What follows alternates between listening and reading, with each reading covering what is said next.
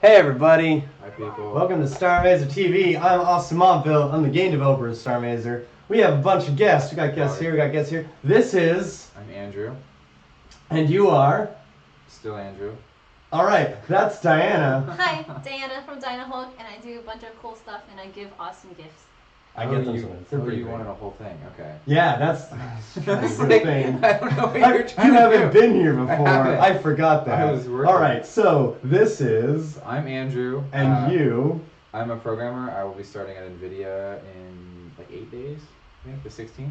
That's pretty cool. So yeah, I'm fun employed this week. It's great. But you also have another thing. I have a small side project we've been doing for about 2 years, Tiny Tempest. Working on a game in Unreal. It's a lot of work. Yeah, when I find time, I do indie stuff. And we also, right here, we have a... another person. You should introduce yourself. Is it me? Yeah, it's you. Okay. Go for it. I'm Gordon. I run Shell in the Pit Audio. We did Rogue Legacy. That was our biggest one. That's I'm pretty working cool, on the trailer for Xbox One today, which is pretty exciting. Yeah, we're actually distracting Gordon. He's supposed to be hard at work, but we decided to take him away from that. I hope none of the team was on stream because they're going to get upset. I need some human contact like once a week. So, everyone, this is a different setup. We are doing this in the 2DX office, not in the Imagos office. So let us know if the audio levels are good. I can see your chats there. And as usual, like, we're going to talk about stuff. Feel free to ask questions and make comments and ask these cool people questions because they're not here every time. But we do have a sort of focus of this week because the Starr Mazer team has been traveling a whole bunch. We've been to GDC for the past week. Most of the team went over to PAX East, and they are now preparing to go to South by Southwest in Texas. They're literally going all over the country.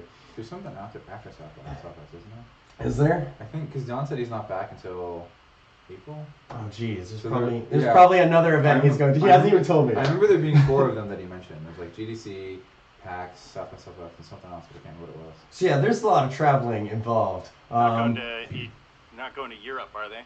EGX? EG, I don't. They haven't told me. Nobody tells me anything. That's happening right now. So if they're Maybe, I don't know. They could be They're doing in it. it, Someone they're might there. invite us there. You're just gonna Skype the whole conference. Yeah, we'll just get the whole thing. So you might be wondering, like, why would we go to all these events? We have a game to make. Well, that's actually like part of the process. The whole event thing and meeting other developers and publishers and fans and whatnot. That's part of the process of making a game. So that's what we're going to talk about a lot today. I want to talk about sort of like what we were doing at GDC and PAX, what you have all done at these events. Why do you keep going to them? Yeah, and that's sort of the focus there. So if you have questions, especially related to that sort of topic, you should ask them in the stream. Apparently, she's pizzas with us, but only in chat spirit. But yeah, they're answering that whole thing about exactly where they're going to be. Somebody is having internet issues. Citizen Cybertron. Oh, faster. Citizen Cybertron, like, sorry, bro, you always have internet issues. We are down to 720p on the stream. Try refreshing your browser. That might help out a little bit. But yeah, so we all went to GDC. It was super. Well, you didn't go to GDC. You didn't go to GDC. Just everyone but Diana went to GDC. So let's start off with like why we would go to an event right there. And I mean, I've been going to GDC for years now. This is my 6th time there, but my 5th time as a volunteer. And that's how I met this guy. We both volunteer at GDC. And the reason why I started volunteering there is because you can get a $2,000 badge for free. 20 hours of work. But that's a lot cheaper for a student that doesn't have a job than $2,000. it's really hard to get in on the volunteering, isn't it? Yeah, it's... And why is it hard? Is it just luck of the draw? No, Or it's do you have qualifications? you have to write a short essay, and it Okay. basically they look for specific like personality traits and character, basically. And it's like 1,500 It's characters or words?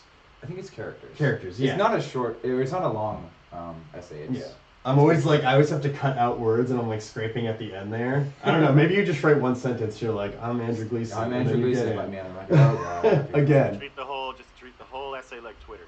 Yeah. Basically. But no, you basically you write an essay, and I think they had like 1,500 people submit. It was like this year. 1,100 to 15 or somewhere around there. Yeah, there's over 1,000 people that submit, and there's 400 slots. And not all of those go to veterans, because if that was the case, then there would be no new blood. It would only be veterans. So yeah, there's a secret discovery or secret picking process that is known by the people who manage it. 6 years in, your essays must be getting kind of weird. Yeah, they. I change mine every year. So the first, so I'm in the same boat as him. I did it. I've gone to GDC 6 times. This past week was my 6th GDC. But I've only volunteered 3 times because I started later. Actually, I missed a year too, which sucked. I got sick. That's the lesson. Don't not volunteer. You get horribly sick. It's awful. I don't remember the question. I was rambling. Forgot the question. You are answering about. I'm getting the chat window. Yeah, you're getting the chat window because you can't to see me. far away. You just want me to have to look at your crotch every time I want to read chat. And that's what I'm going for. I mean, I was doing it anyway. This is just a bonus. Yeah, this is a bonus. But you were talking about sort of your experience with GDC and what you've been doing. So I volunteered just because I prefer going in that context. The first couple of years, so I went a couple times as a student, and that's its own, mess. And then I went once as a professional, and every other time I've gone as a volunteer and a professional, just because it's a different kind of experience. You tend to be in a different mindset when you're volunteering. Like, you're trying to be more helpful and meet people in that kind of sense. And I just prefer it. Plus, I like the community. I like the after-hours stuff that is a lot easier to get into if you're already volunteering, because they don't have to like sneak you a shirt and like hide you. So yeah, I go for that reason. Yeah, it is increasingly hard to get into as it's getting more popular. Like it's grown enough that they need more CAs every year, but they still have I feel like the applications are growing faster than they're actually expanding the program. So I've had friends that haven't been able to get in a couple of years just because it's hard to get in. Oh, I remember what it was. It was the essays. You asked if the essays got boring or got really repetitive, and mine initially were very similar. Like, I would just basically say the same thing every year because I didn't know what else to say, and it worked the previous year, so I just resent it. But this past year, I kind of changed my priorities a little bit, so my essay was different because I wanted to take on more of the floating positions and that sort of thing, which is basically, so the way GDC works, at least the way the conference associate program at GDC works, is you treat the boss, like all of the other attendees, like the people who just paid money to go to GDC are the boss. And then the conference associates are between, they're the first tier between the boss, and then you have Then the staff. and then Ian, who is the founder. He manages, all of the it. volunteer program. And that's an inverse pyramid of importance, basically. So from Ian's perspective, he is the least important person there.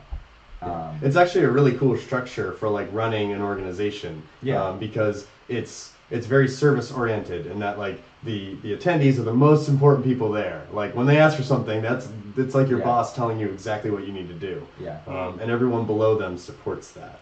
Yeah, so I shuffled my priorities around, because before I would talk about how I wanted to help the boss, and all that was great. I gotta start asking for more stuff. Oh yeah, do dude, it. You will make it happen. Just walk up to anyone in the neon shirt with the ask me I can help on the back of it, and just demand stuff. They will just backflips for you.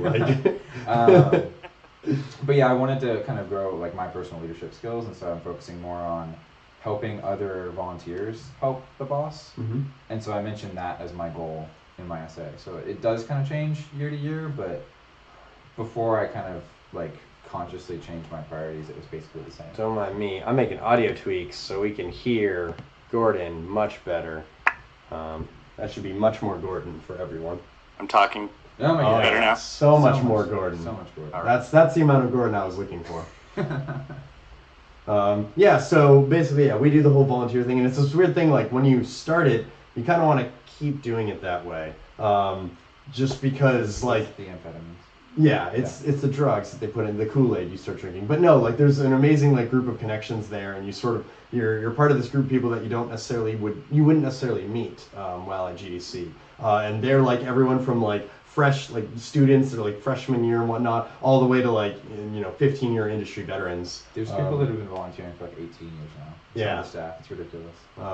So it's a pretty cool organization, and like that's a good way to get GDC, but that's not how the majority of people go to GDC. So Gord, I want to know about your sort of experience with like attending and like what you've been doing and why you're going and things like that. Well, I've only gone 2 years, and I definitely went with sort of a different, prerogative or priority, and that was to get jobs. Like my first year, I was freelancing.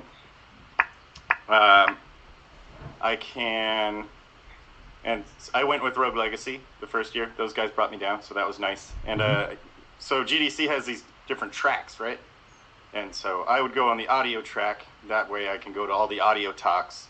But as a freelancer, I didn't actually spend a whole lot of time just with audio people because I wanted to spend time with developers so that I could get some jobs. Good strategy. This year was better because now I have jobs so that I could hang out with more audio people and just spend more time learning. So yeah, mine was buy a pass or acquire a pass from a friend that has too many passes or something. And just, it's so important to get there. GDC, especially for freelancers, it's like you gotta go, man. It's worth the investment. Yeah, it's about this thing that I think we might have talked about a couple of times where like there's this concept of like people who make it, right? And they're like really lucky because like they had like something happened, some series of events occurred, and then like they got a lift or something like that. Yeah. But it's, you prepare for it and then you make opportunities happen by going to places where opportunities happen. And GDC is one of those, right? Like the very fact that I'm working on Starr Mazer is an opportunity provided by GDC.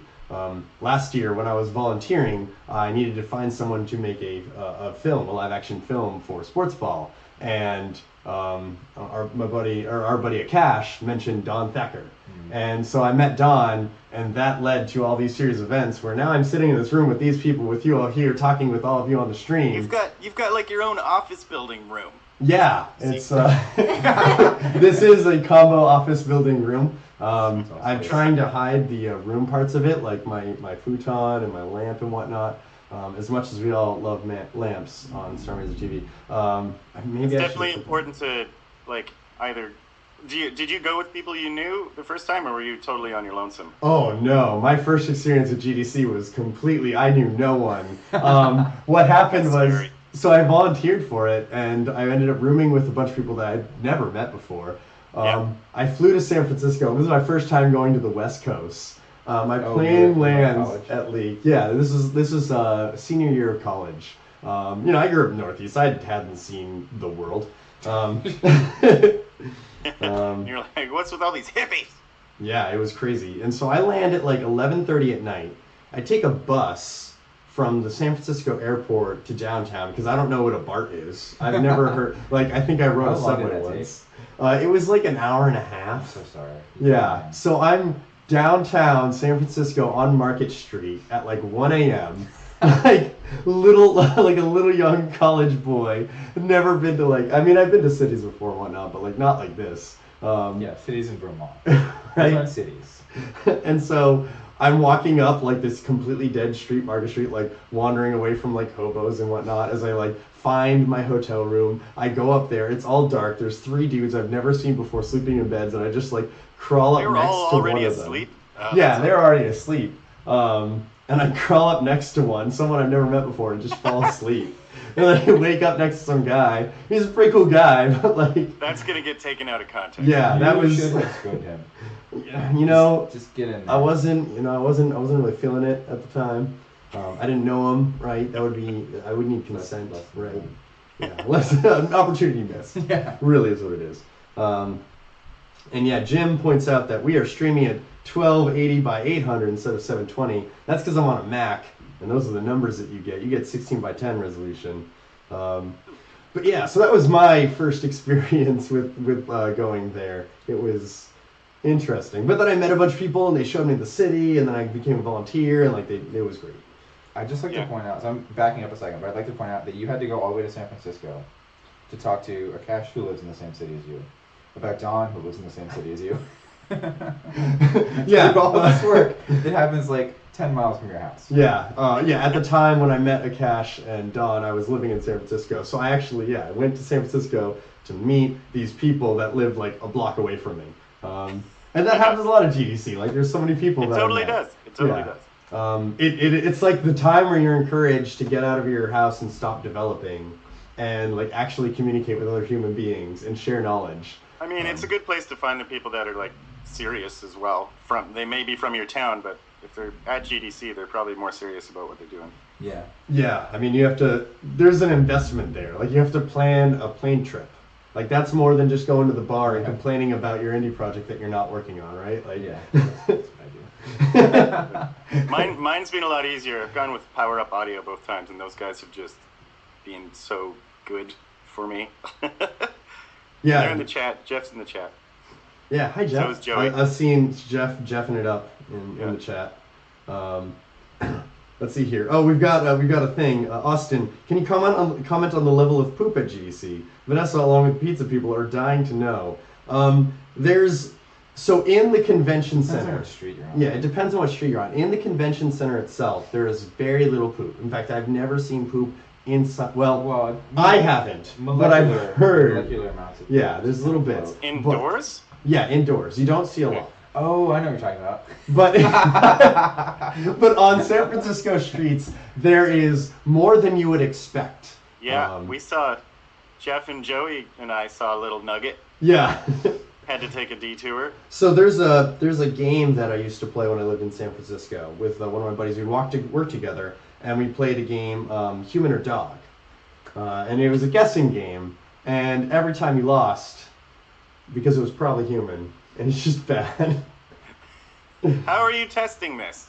You know, DNA we kind of just swaps. leave it up to imagination, right? So the other guy just decides that you're wrong every time. Yeah. Okay. This is an easy game to lose. You know, it's not really like, it doesn't really have set rules. It's a casual game, you know. Looking for kibble. Yeah, looking for kibble. Fish through, yeah. Siberius asks Austin, in my own opinion, so no one else, what is the best convention to attend gaming wise? Can I answer in your opinion? Yes, I'm gonna have Andrew answer in my opinion. And let's see if he's right. What is the best convention gaming wise to attend? I'm trying to remember which ones you've gone to. You could, I mean, you're answering for me, so you can answer anything. I'm gonna say PAX East because it's bigger than PAX Prime. It is physically larger. So you would pick PAX Prime? No, that is close. PAX East was very nostalgic to me. Yeah. This was the first time I wasn't at PAX East. Okay. So for anyone on the stream that doesn't know what PAX is the Penny Arcade Expo. It is a massive convention, one of the largest gamer conventions in the world. There's now 4 of them.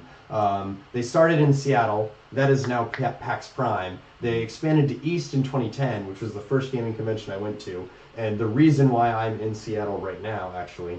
Seattle's amazing. Yes, but I met amazing people who lived in Seattle at that point. It is also in South, which is the first one happened this year, which is where a lot of you saw Starr Mazer for the first time.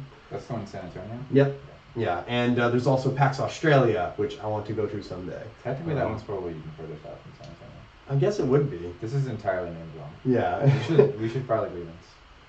And it should be made clear that that's best for if you want to go play games.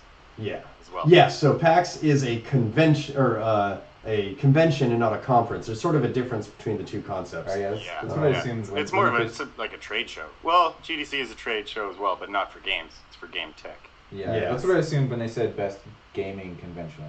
Yeah. Gaming wise, yeah, I assumed that they meant for like going and seeing and playing games. Yeah. Have you guys been to Indiecade? I've been to Indiecade in LA once. Yeah. That was, I think, my first convention. Maybe, yeah, it was good. I liked Indiecade. It's smaller, but lots of just like super cool games. It's a little spread out, a lot of walking. Is that the one that you cool. did the Nintendies thing at? Yeah, that was where Nindies was formed. A wonderful marketing scheme thought up by Damon Baker, because he's a clever guy. Anyway, yeah, so it's weird. Actually, yeah, that's another subset of things. Indiecade is a festival. So I don't know like what the actual delineation of this is, but I guess the fest from my experience of Indicate, it is a small collection just showing off of a specific medium. In this case, games. So when you go to Indicate, you play like crazy, weird, awesome games that no one has seen before. Some other games that are super derivative but are super awesome. So they'll show those too. And yeah, it's just basically a celebration of games. They do have talks where a little bit of knowledge is shared. There is a little bit of like promotion and stuff for devs, like publishers will come there. There are meetings as well. Like yeah. So it is good for developers to go there because they can show off their wares. Yeah. But it's great for like gamers to go because you can just play all these weird obscure games. So but I still haven't gotten to I guess my actual answer of this question. It keeps going back up. Yeah, like there's chats just going, so I'm like trying to make sure that I get all the questions and whatnot. But yeah, so my personal favorite gaming convention for gaming is MagFest actually. So MagFest is we were there earlier this year. It's in around January. It's in National Harbor, which is in Washington D.C. And the reason why I like MagFest is because it's 4 days and it's 24 hours. So there is no stop of convention, and it's just a giant party. Like there's an entire arcade room, there's like weird panels going on, there's concerts at every moment of the day because it's focused around video game music. So it encourages this state of party for 4 days, and it's the most fun. That sounds absolutely exhausting. I was thinking the same thing. I'm like, I don't know if I like the sounds of this MagFest thing. Well, what if you're showing a game? What do you do? Just die? So lots of drugs. Yeah, you have to pretty much run on straight cocaine, or instead of running on cocaine, because I'm not a cocaine fanatic. You're on heroin, right? Yeah. Instead, what we would do is we had the indie area was open the whole time, and so we showed our game, and like we were there for a good like 8 hours, and then we just left it, like we just left the game running.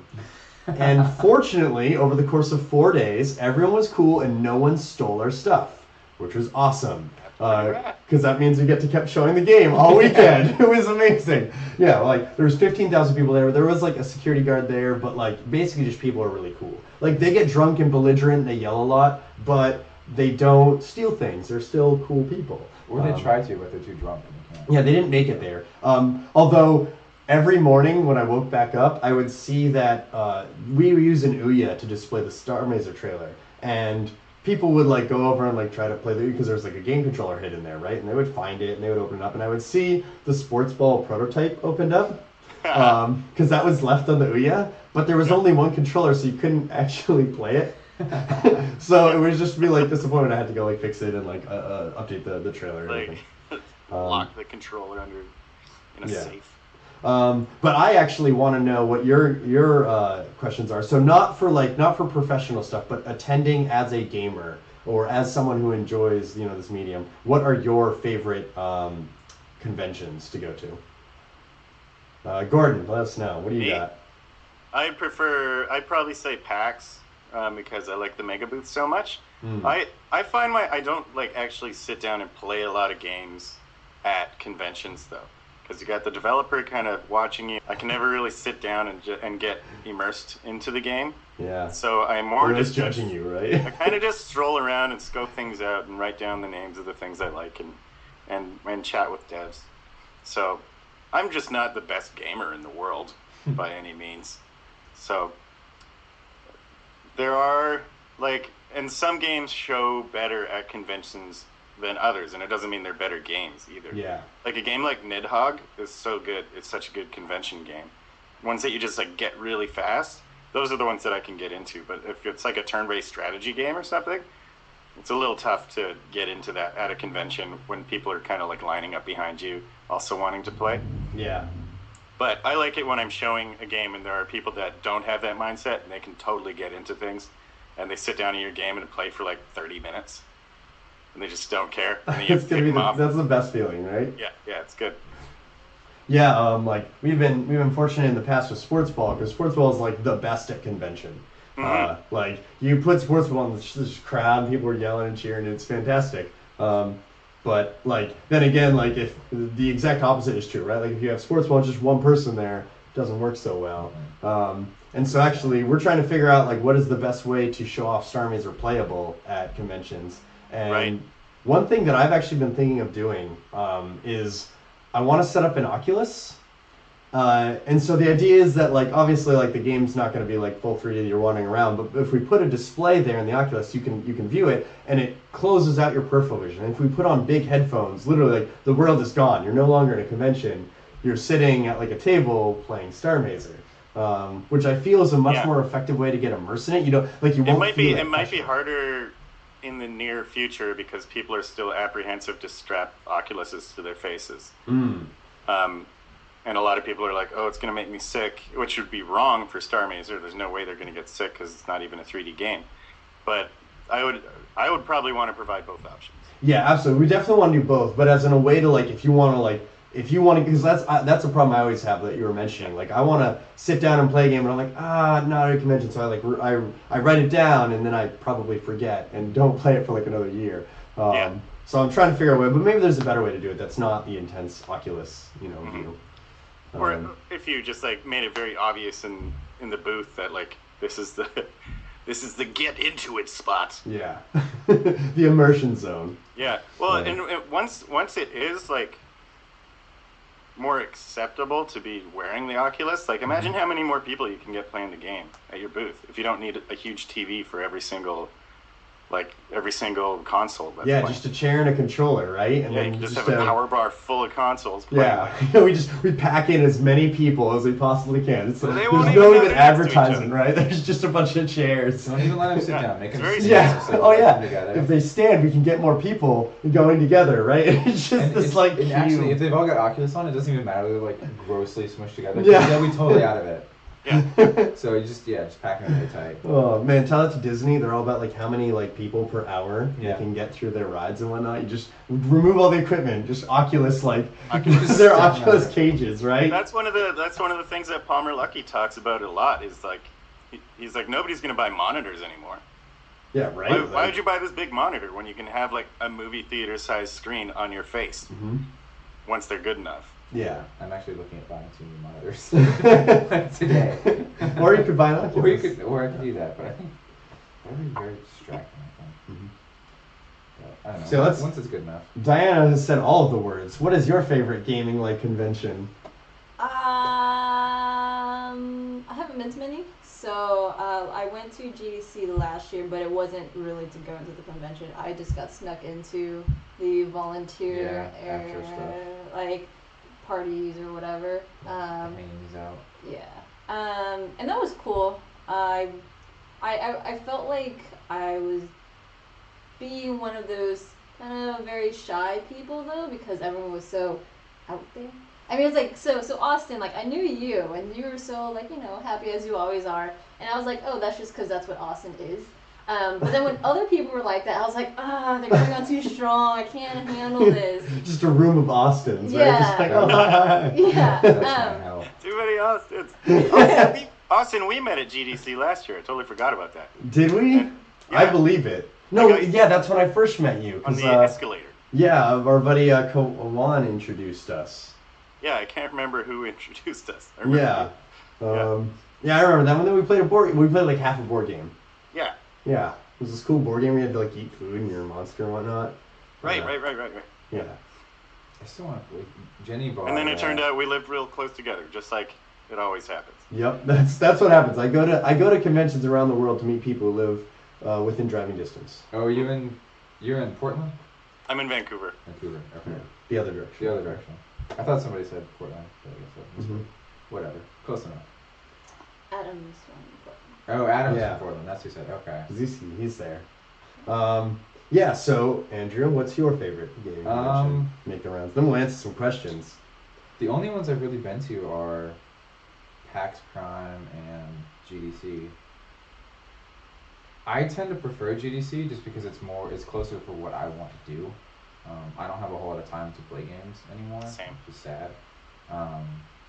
So like when I went to PAX the last few years, I've gone twice. Like I don't wait in any of the lines. It's all for like demos of things that come out in a month or two. So I'm just like, I'll just wait for the reviews and play it at my house. Like I'm so patient. I don't need to stand around in line for 2 hours to play it for 5 minutes. Like it just doesn't really appeal to me. So I'll like walk around and see all the lights and stuff, and like I'll stand next to the people playing it and just kind of like see the game without having to. Actually, the thing is, I'm not patient. Like, I will not stand in line for 2 hours for 5 minutes of gratification. Yeah. So I'll watch people play games at things like PAX and just kind of get a feel for how the game. Yeah, same. Plays, it's more to get like but I'm not gonna like sit around and wait to play it myself. a broad survey of what is happening right now. Yeah, and we did board games and stuff. Like that was fun. Actually, what was really cool it was this PAX this past year. Yeah, Epic was there, but they weren't demoing Fortnite in PAX. They had an off-site, like they went out a club basically. I did that with Hawken. Yeah, and you just like showed up at this thing and you got in this little. Hawken the snake, the thing that goes in.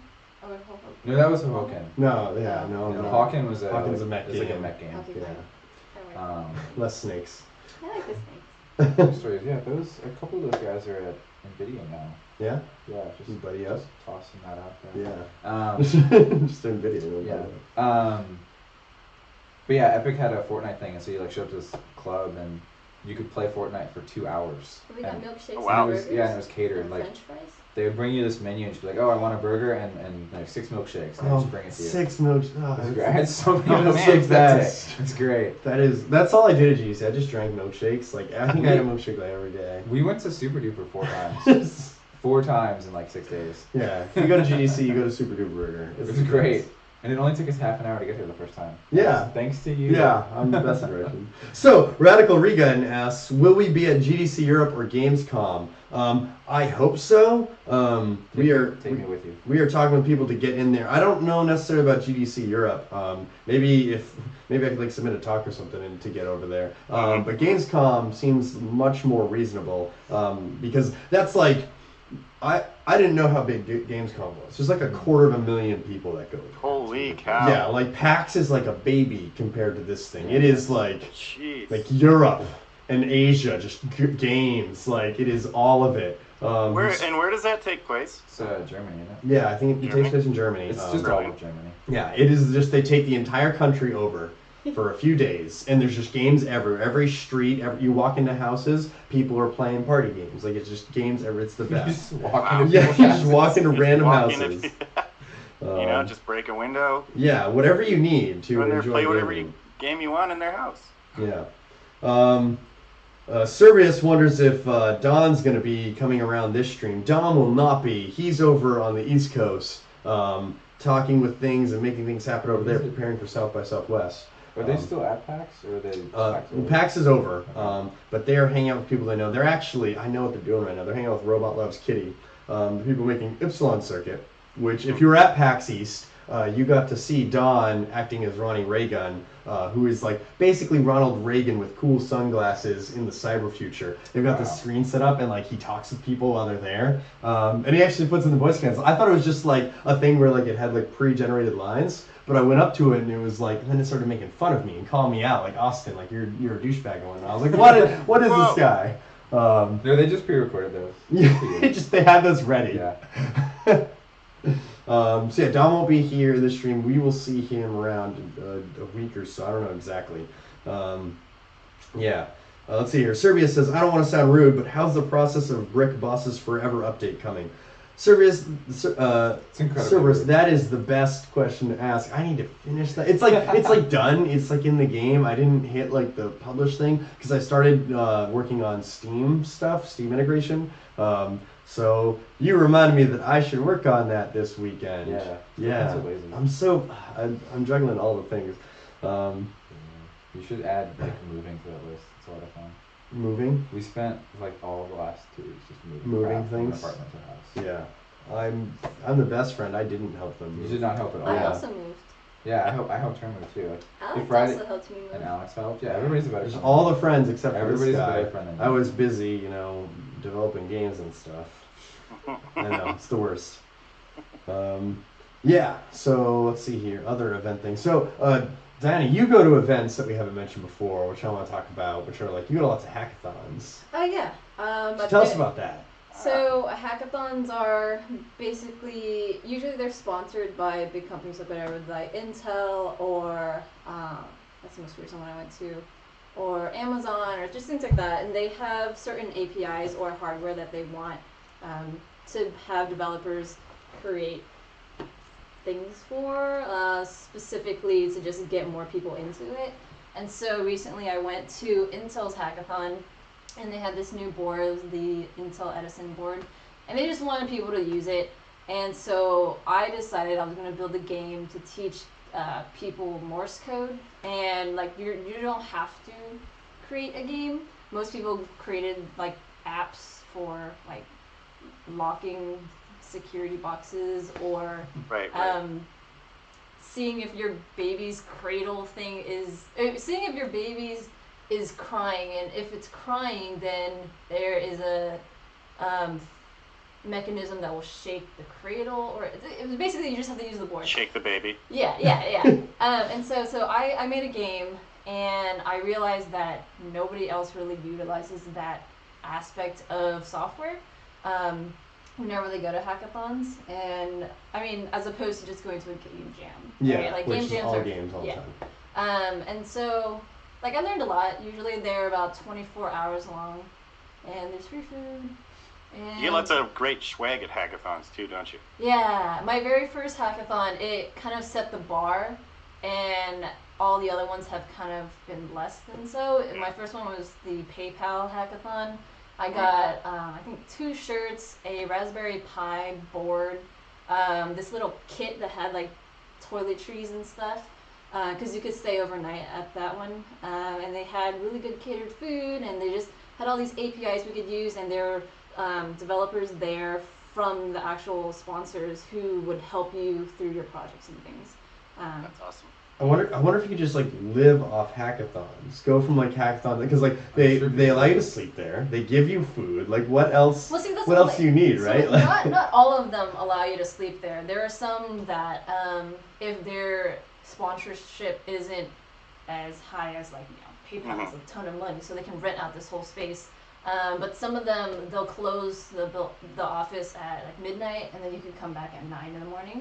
But actually, yeah, I've met a few developers who go there, and so I'm like, oh, hey, what you making? And they're like, I'm just here for the food. I'm just working on other stuff. I'm like, oh, you're kind of ruining the spirit. But yeah, okay, whatever. And sometimes when I feel like I'm not making any progress, I think of those people. I'm like, well, they're still here. Like, is it okay that I'm still struggling with my project? And then, and then I get over that moment of depression, and then I finish my project. So it's fine.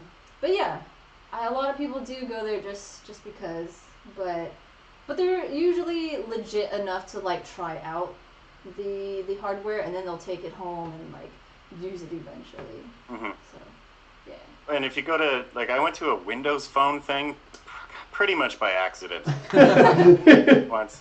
And they gave everybody Windows 8 on a stick. And I mean, I hate Windows 8, but still. Yeah, Nice gesture. I've won one hackathon. It was when Alex and I made this penguin game. I did the art for it, and he did the mechanics and all that. We won 1 year subscription to Adobe Creative Cloud. Oh wow! Each. Oh, that's awesome. Yeah, and so that was pretty cool. That's super cool. The prizes are usually like really good when you go to hackathons. Like if you go to a small hackathon and there aren't that many groups presenting, the higher chance you'll have of winning prizes and stuff. And Alex is here in the chat. Oh yeah, Alex. Yeah, that guy. Yeah, I've done game jams in the past. This is the sort of experience I've had with that. Actually, that was the first time I spoke at GDC. I spoke at GDC because I used to run game jams at a company I worked at. And so, yeah, like another thing, just referencing sort of stuff we talked about before, like you can volunteer, which gets you a free pass, but if you speak, you also get a free pass. But even though I was a speaker, like I still volunteered just to sort of talk about the culture of that and whatnot. So like if you're looking to go to GDC, you should volunteer. It's a good idea. Write a good essay. But yeah, so I used to hold game jams in at the company I worked at because it was a way for people to sort of like let out their creativity. Like when you're working for like a year or 2 years or something on a long project, and you're like implementing save systems or like like HTTP protocols and connections and whatnot. It can get kind of mind numbing, right? Like you forgot about the game. So it's cool to like have this time to just like work on all these ideas that have been building up, or also do things that you don't normally do. So we would have like programmers making art and designers writing code and stuff, and it was cool to blend over that a lot. Yeah, at a lot of the hackathons I go to, because I still kind of consider myself a beginner and intermediate developer. I've always had this fear of, oh, everybody's going to think I suck because, I can't do anything. But it's always usually very welcoming. I've only met like one or two people who were kind of condescending, but I think they were just grumpy old men. It was just their thing. It was just a bad day. Yeah. But yeah, like usually the organizers themselves are either developers themselves, so they know what you need, or they're interested in learning more about the technology world, which is why they volunteer to organize these things. Yeah. Cool. Yeah. One convention I went to this year that was the new one was PSX. I went with Viking Squad. Oh yeah. And Kevin from Power Up Audio, the Slick Entertainment team. That was a great convention. Yeah, like what happened there? All I know is it was in Vegas, and Sony was like, "Come check out our stuff. We're the coolest." Like that's all I know about it. Yeah, Sony just picked a bunch of games that are going onto the Vita or the PS4, and set up their own packs. Basically, big show floor. Like this convention center was the biggest I've ever been in. Wow. Which was nice because there was way more space. I think the booth size was the same as the mini booth, but the hallways were way wider. So there was none of this like having to shove people to the booth areas and stuff. You could spread out. It was just more relaxing. It was a lot of fun. It was good. Was it just the games there, like, or was there other things going on? Just the games, really. There weren't really any talks to speak of. Like they had a keynote, but it was basically it was more for the public for sure. Awesome. Yeah, it was cool. Yeah, we should like talk to Sony about going to things like that. If we can hit our stretch goal, pretty close. Oh yeah. What is it? I think if less than 1,000 people pre-order Starr Mazer, we'll be on Xbox 4 or Xbox One and PS4, not the other way around. If less than 1,000? Less than 1,000 people. More than pre-order the 1,000. game. Oh, less than 1,000 more. Yeah, less than Oh, 1,000 like- more. What? Yeah, 999 Only people. 900 people pre-order it, then we get to win this. Yeah, but if 1,000 people do, we're out. No, then we it's start too working much- on too much work. Yeah, it's just under 8,000 now. Okay. Yeah. Yeah, I don't know if you saw it, like Battletoads is going in Shovel Knight in the Xbox One version, which is Yeah, I pretty didn't see cool. that. Yeah, Cool. they're doing more crossovers and whatnot. Yeah. It's pretty sweet. Yeah, so it's the other if you're sort of interested in getting into game development, like going to conferences is a really good idea. And, like there's different scales. Like it's not all just GDC. Yeah, or freaking Because massive GDC is event a like pretty that. pretty like steep incline to get Yeah, to. like generally, like most places have local meetups, so they're just like a few people like working on games or whatnot, or if they're like a giant meetup and whatnot. And that's actually one of the reasons to go to one of these cities that are like sort of hubs of gaming. Yeah. When I was living in San Francisco at the time, there wasn't a huge indie scene. There were indie developers there, but they're all sort of doing their own thing. They never like met up, and that's one of the reasons why I came up to Seattle. Because I had a much better scene. That's actually that is the reason I go up to Vancouver all the time, because it has a super great indie scene. So if like game development is something that you're interested in, check if there's any development in the area. Like there are generally developers where you live. You just need to like go out and reach out to them and like talk to them, and like meeting up like every month and talking about what you're doing and like sharing ideas and whatnot. It helps you progress faster. It gets you important connections. Like you never know when an opportunity is going to come. The next person you work with, or the person who has the contact that ends up getting you like your publishing deal or whatever it is that you have, or making like cool friends that hang out with you on stream and you talk about games and stuff. I always That can promised there would happen. be food. I promised nothing. You had Swedish meatballs at IKEA. They Man. would You have should be paid for full. those. Oh, we forgot to bring Wait, you were gonna bring meatballs? But see, then I was promised there was You food. didn't even know about this. That sounds like a promise with me. No, she wanted to, and then we forgot because we were so Yeah. hungry. I was trying to count how many meatballs there were, and then we forgot. Yeah, I think they gave us extra, but One. not enough extra, Yeah. clearly. No other questions on stream. Although Alex, Big Bold Flank says, every time I see Austin, I want to make games harder. You should make games challenging enough for the player, but not too challenging. If you make them all too hard, people won't be able to beat them. I'm trying to figure out exactly how he meant it to be. That's the way I read it. Does he want to try harder to make a game? Does he want to make he wants to make them I more was making things better too. Yeah. Don't make games so hard. Yeah, it's only the hardest games. You know, Starr Mazer, instant death when you choose the wrong dialogue option. No, you just do a whole bunch of 1 frame long QTEs. Yeah, just one frame. Dead. Dead. So, like, are those still cool? Like, I don't. QuickTime events? Yeah. They were cool. I don't know. Like, I'm not really all about them because it's like basically it is button flashes on screen and you have X amount of like time to find the button on the controller and press it. Yeah. Like that's not engaging. Like either like make it a gameplay mechanic or show me a cutscene. Yeah, like the problem I always had with them is they So were you're not a huge Telltale fan then? Well, no. See, they actually do it well because their whole game is like that. So you're not like you're ready for it. Yeah. The ones that annoy me are like Resident Evil 4 Wiggle or the whatever. stick. Wiggle the stick. Yeah. Yeah, where it's like, oh, I'm watching a cutscene. Oh, I'm dead because I put the controller down because I was watching a cutscene. And like context is important as well. Like if I remember correctly, in The Walking Dead, there's like a button that you hit or like a couple buttons that you hit that you get like it's not everything on the controller. From what I understand, maybe they've changed it more. I've mostly played The Walking Dead. You know what game does it really well? What game? Deadly Premonition. Deadly Premonition? I haven't played that. Oh man, that is. I need to play that game. Yeah. It's a weird game. It's a cult classic. Actually, so they don't do it very well. they do it the worst.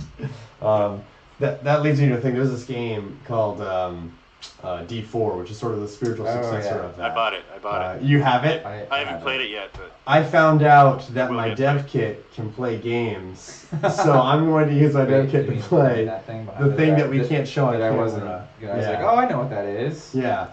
It's a Kinect game. Is it? Oh, so, yeah. They gave me a Kinect and everything. So, wait, is it QuickTime events with Kinect? No, I don't think so. Not yet. They don't torture you. Yeah, I have maybe. this game. We'll see. It's one of the games that like they would. So for Microsoft employees, I was at Microsoft for a little while. They have this like an intranet website that's just all of the Microsoft published games. And you just like go like, I want this one, and it like generates a code for you.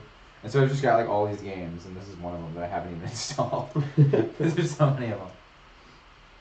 I should install it. Make you play it. Yeah. You have to beat it though. All right. I have to just sit down and play through the whole thing. I cannot leave. No sleeping. No sleeping. No eating. No eating. Yeah. We'll stream the whole thing. So we'll talk a bit about PAX. So I did not go to PAX, but I heard stories of PAX. Didn't you go? I thought you were there one time. You were there. I've been to 10 PAXs. Okay. I have PAXed many times before. This is my first time not going to PAX East. I had been to every PAX East except for this one. Okay. Something in me died inside, but now that it's dead, I can move on and continue with my life. You have to drag it around with you. No, I let it go. I let it go.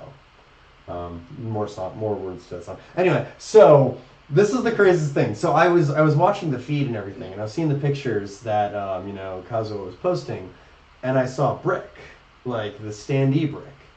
He was in Texas. Brick got like made and created in Texas, or like brought to Texas, and he was there, and then they left him behind.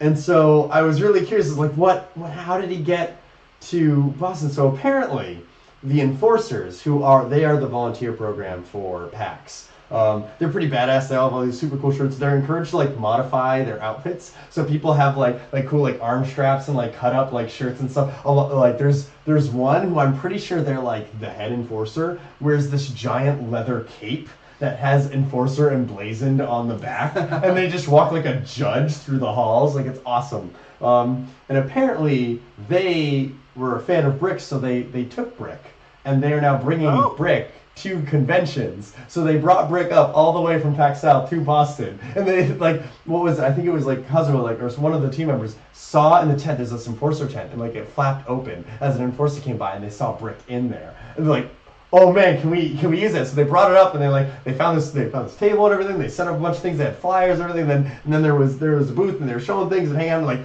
friggin' people who would back the project. Like a bunch of Mazers were showing up, and people would see me. They got to meet Rickadam, who we had on the show before. Just all these connections. It was just this awesome party, basically because Brick showed up and brought the party to PAX. It was this huge event. I was wondering how they got there. I was looking for folds or something. Yeah, no, he stood strong, just doing that same cocky smile. It was the best.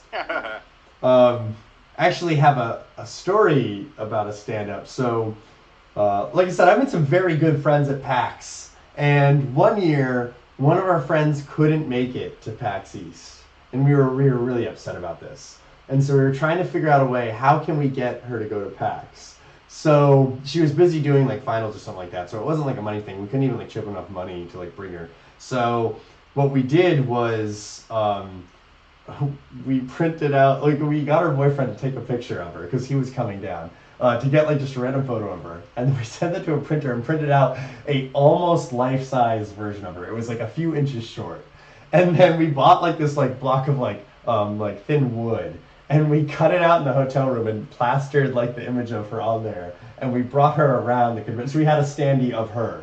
And we went around and got it was the most fun because we'd get pictures of people and everyone wanted to take pictures with them. We got her to play rock band and everything. And actually that was how the Brick standee thing idea came out. I was we're going to a convention. People like standees. We did this before. We take pictures of them and it's the funnest thing. And so that's how Brick and I was really hoping my friend was there at PAX to have them meet, the two standees meet, but not this year. Maybe next time.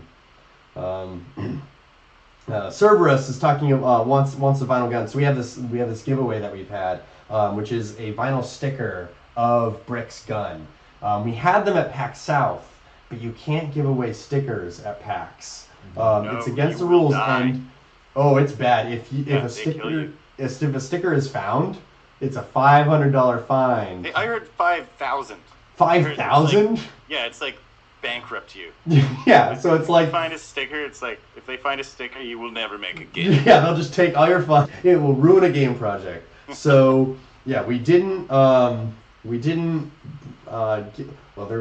There was one given away, but that person didn't stick it anywhere as far as I know, so that's cool. But now we have a bunch of these stickers, so there are certain events that we can give them away to. So if you ever find an event where Starr Mazer is showing up and you want one of those stickers, hop on by. We might also throw a couple of them in the packages that we're shipping out to backers, so you might get a surprise there.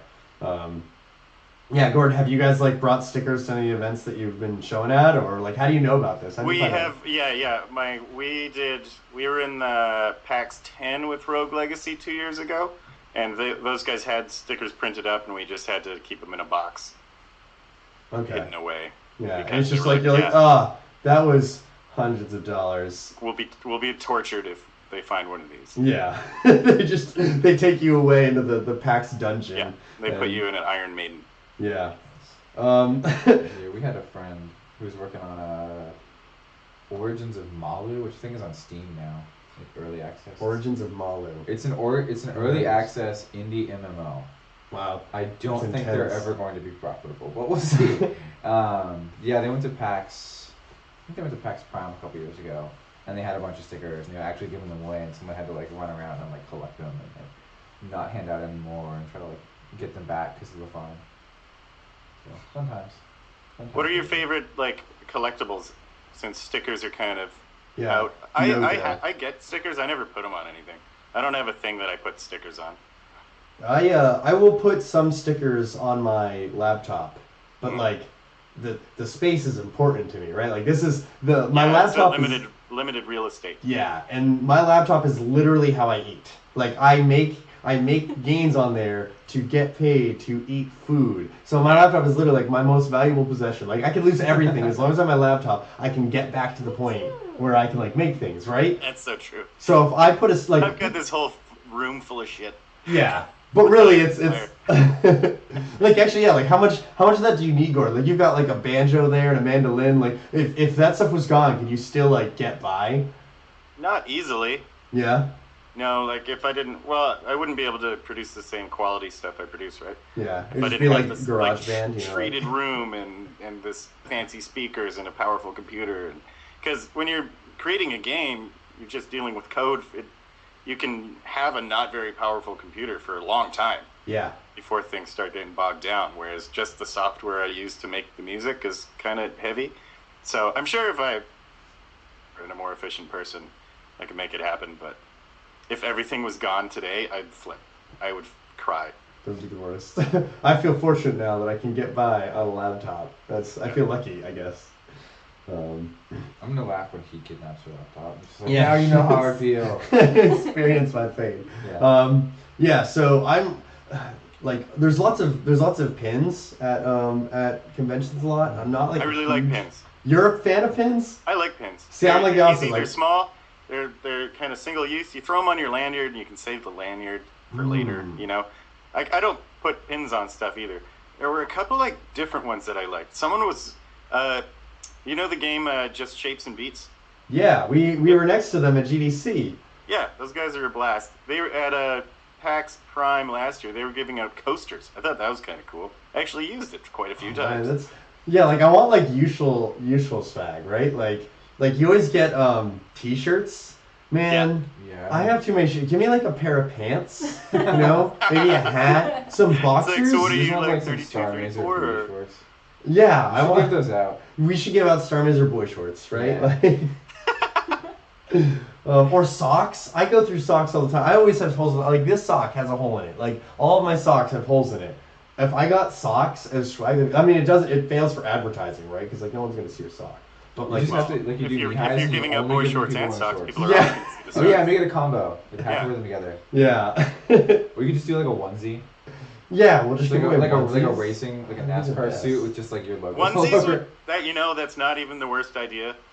Or like a wrestling outfit, because it's so outrageous. People are actually going to wear it at the convention. Oh, absolutely. There was so we as volunteers, there's this event that happens at the end, and some people donate things or like leftover merchandise and whatnot. Like we get to have. Yeah. And they had a bunch of GDC onesies. Oh, I remember those. So they're these like cloth like onesie suits that you Those zip up with hoods.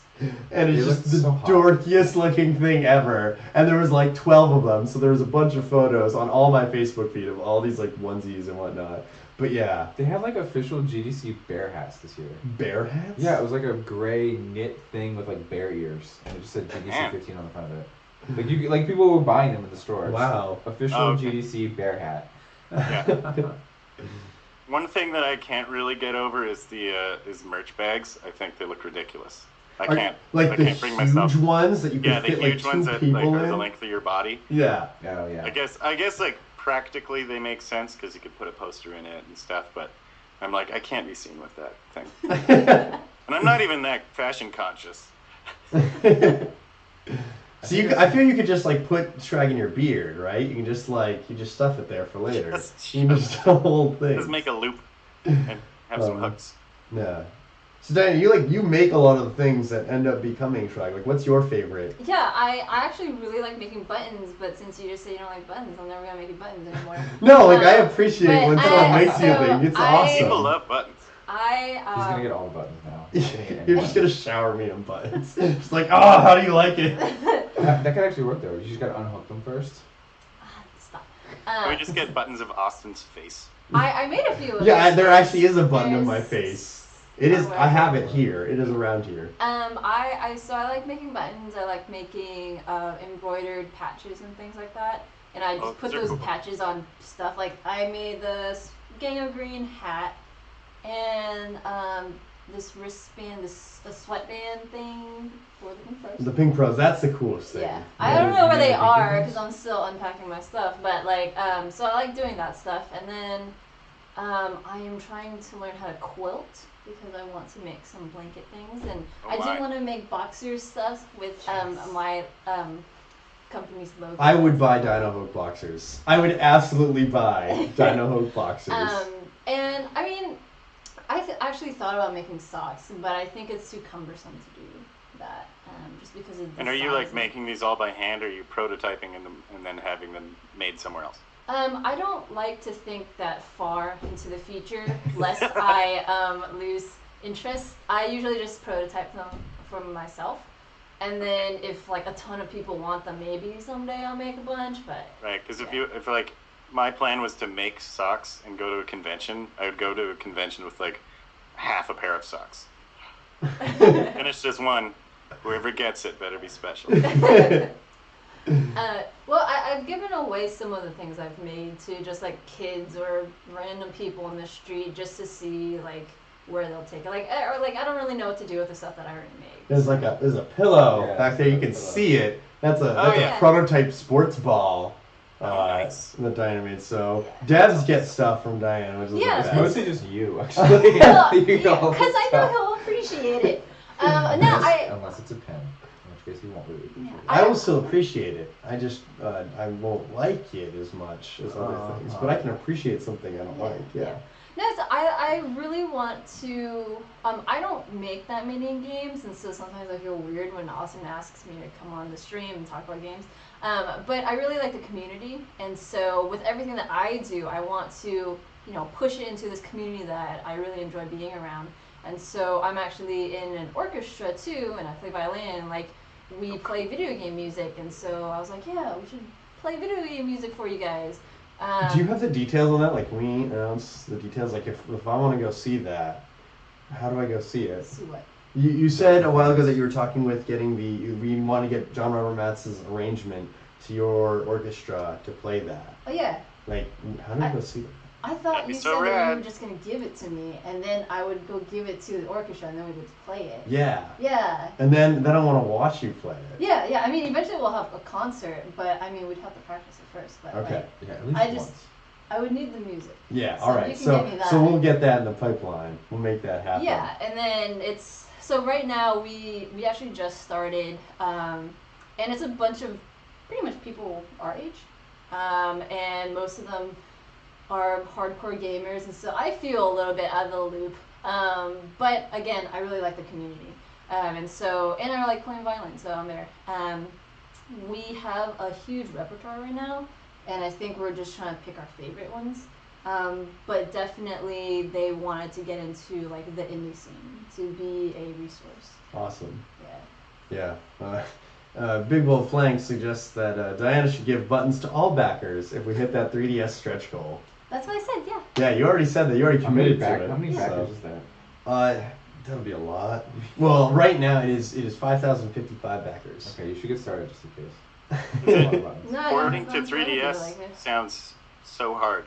You're a game developer. You understand what it would take. A complete rewrite. Yeah, it's a No, lot. I don't even. I'm like, how are you gonna do that? We You're gonna rewrite the pass game that from stre- scratch. You're gonna pass that stretch goal, and you're gonna be like, yeah, shit. No, I'm super excited. Like, I want to get like more low level and like develop stuff and whatnot. I won't take the money and run. No, I'll take the money and make a 3DS version of the game. Someone posted, I don't remember exactly who it was. I think it was Laser Kid made a box art of 3DS version Starr Mazer, which just was the best ever. So Gordon, you make music. Like, this is like, I think Diana's group playing music for a game that I'm working on is like the coolest thing ever. Like, has your music ever been featured in like an orchestra or played or anything like that? Yeah, we did the Rogue Legacy Reborn album not too long ago, and John Robert Matz, he did like the main theme. Of So course that he wasn't did. my song, that was Judson's song. But Videri String Whale Shark, the kind of like the end theme, the end credits song. Awesome. I know, it was so cool. It was like the coolest thing that's ever happened to me. Yeah. Just like sitting there and hearing that. I haven't got to see it live. I don't know if they played it at GDC or not. I was going to go to their show on Friday, but then I had to rush home for a family emergency on Saturday Bummer. or Friday morning. So I hope they played it. Yeah, I bet they waited for you. Like, no, Gordon's not here. We'll do it next year. You know? Yeah, I went and saw them playing because they were playing before IGF as well. So I went, I said hi at least and listened to their stuff. They're incredible. Sweet. Triptide is saying hi to everyone. Hi, Triptide. Other event things like I guess we are preparing to go to South by Southwest. I've never been there before. apparently it's becoming more and more of a gaming thing. I knew it primarily as like it's a huge music event. Yeah, that's always what I know. And because like a company I worked at used to go there and to promote like apps and like social connections and whatnot. So like it's this huge media thing, but apparently it's growing. Have any of you ever been to South by Southwest before? No. Was it in Arizona or something? Nope. It's in Texas. In Texas, yeah, another Texas event. My American travels are very limited. Yeah. Yeah, Gordon, are you like native Canadian? Were you born in Canada? Yeah. All right. So everyone's saying. I was born in Prince George, British Columbia. Oh man. It's like 500 miles north of Vancouver. That's far It's cold. away. I can imagine. It's very cold there. Yeah, so I'm excited that like it's expanding more to do more game stuff. Plus, like then cool things can happen. Like maybe that's where we talk with Kanye and get him on the soundtrack. I mean, that would be the ideal situation for it to happen. No, he just needs to show up in the game somewhere and just like take something from you and just like walk off with it. And just walk off. He just takes your blaster Yeah. and just walks away. Like, I'm gonna let you finish, but nope, just leaves. Yeah, that is my, I guess that's my ultimate goal. Like I really want the 3DS stretch goal, but as much as Don wants the 3DS stretch goal, I want Kanye West to make a track for Starr Mazer. I imagine it would just be the best track ever. It would literally be the best track ever made. Ever made, yeah. We would stop making music. That would be the end of the music. According to Kanye. Yeah.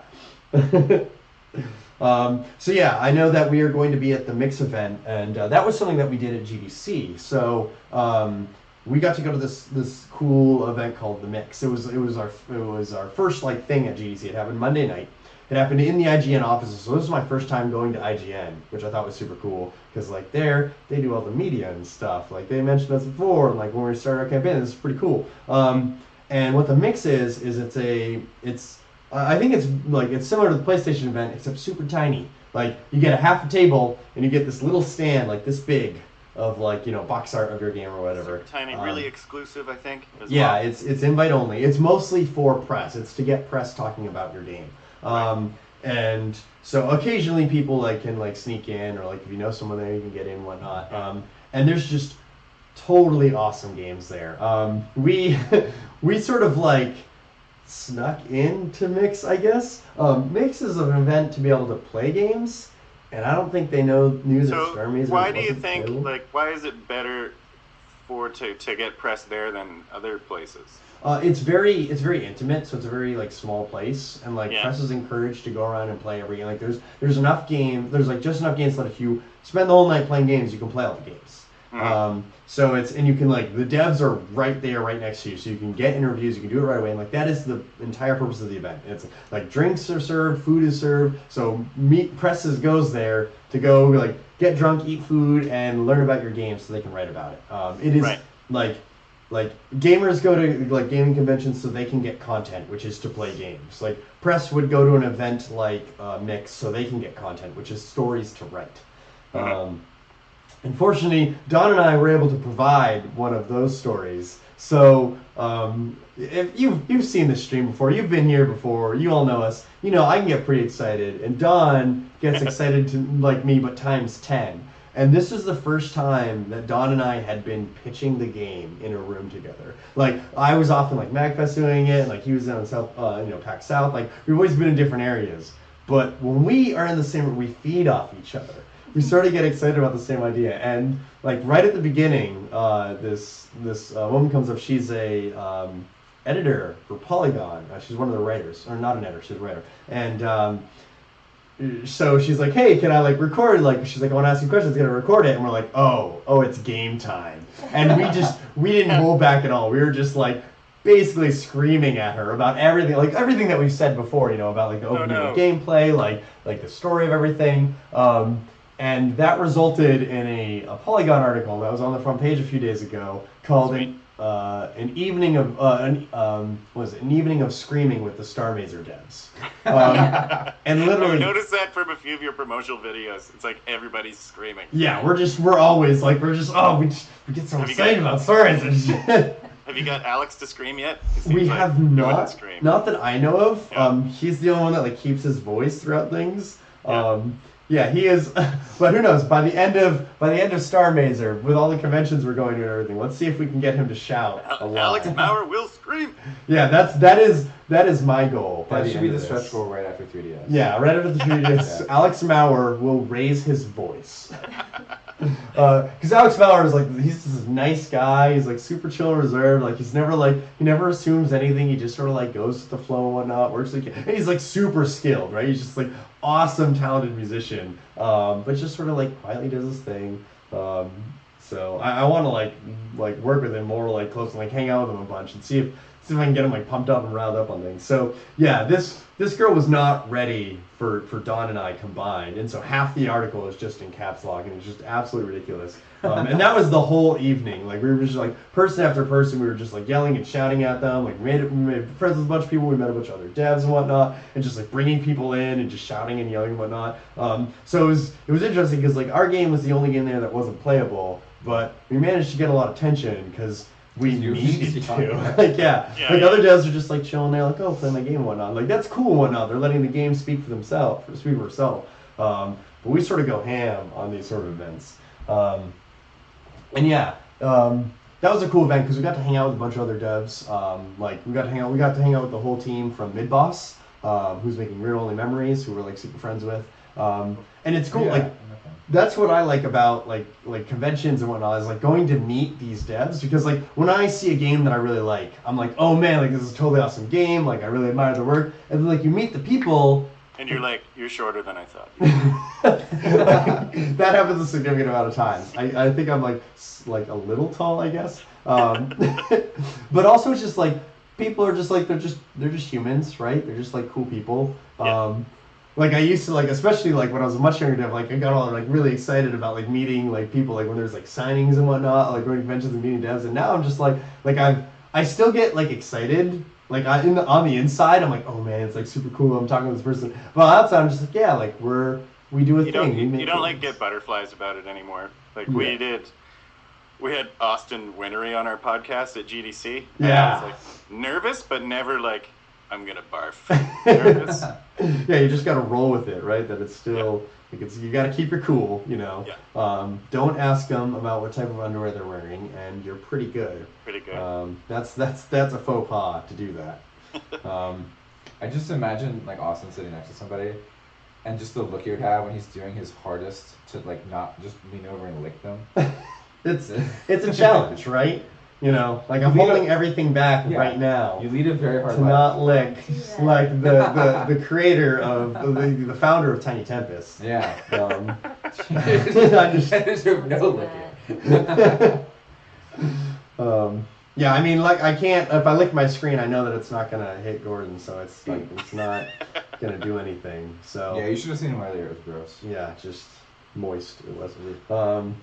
But yeah, that's the thing. Like, if you're like going to a gaming convention and you want to talk to like you meet some cool dev that like you're really like, oh man, like the writer of Borderlands 2 or something like that, or like, you know, like the Midboss people, they met the director, I guess, of the Danganronpa games, which is a huge inspiration for their game. Like I love those games, and like yeah, they just sort of like obviously they were super excited, but like they talked to them and like hung out with them, like they got them to sign their thing and had them play their game and everything. Like they're just human beings. Like everyone's human. So like if you're at a convention and you want to like meet the devs and whatnot, just talk to us. Like I love talking with people that think something I'm making is cool. It's super inspiring, right?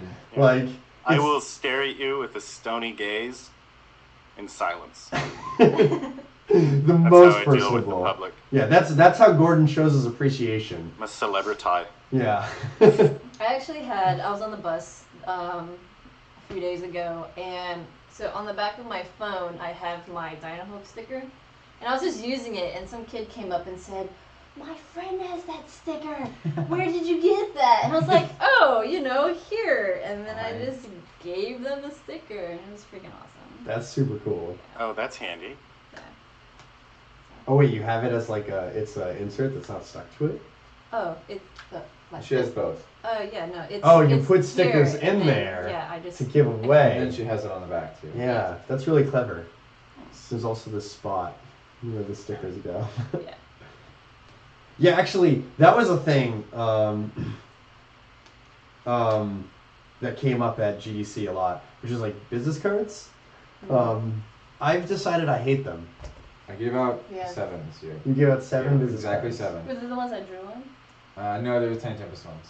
I like I that. didn't I bring like these them, actually, but it no. also just reminds me how bad my memory is and how awkward it's going to be next time I meet that person, and I don't remember who they are. So I've got the card. That's why I made an effort to put my face on my card. I've got that ridiculous picture. It's smashing the watermelon, which I'm putting everywhere.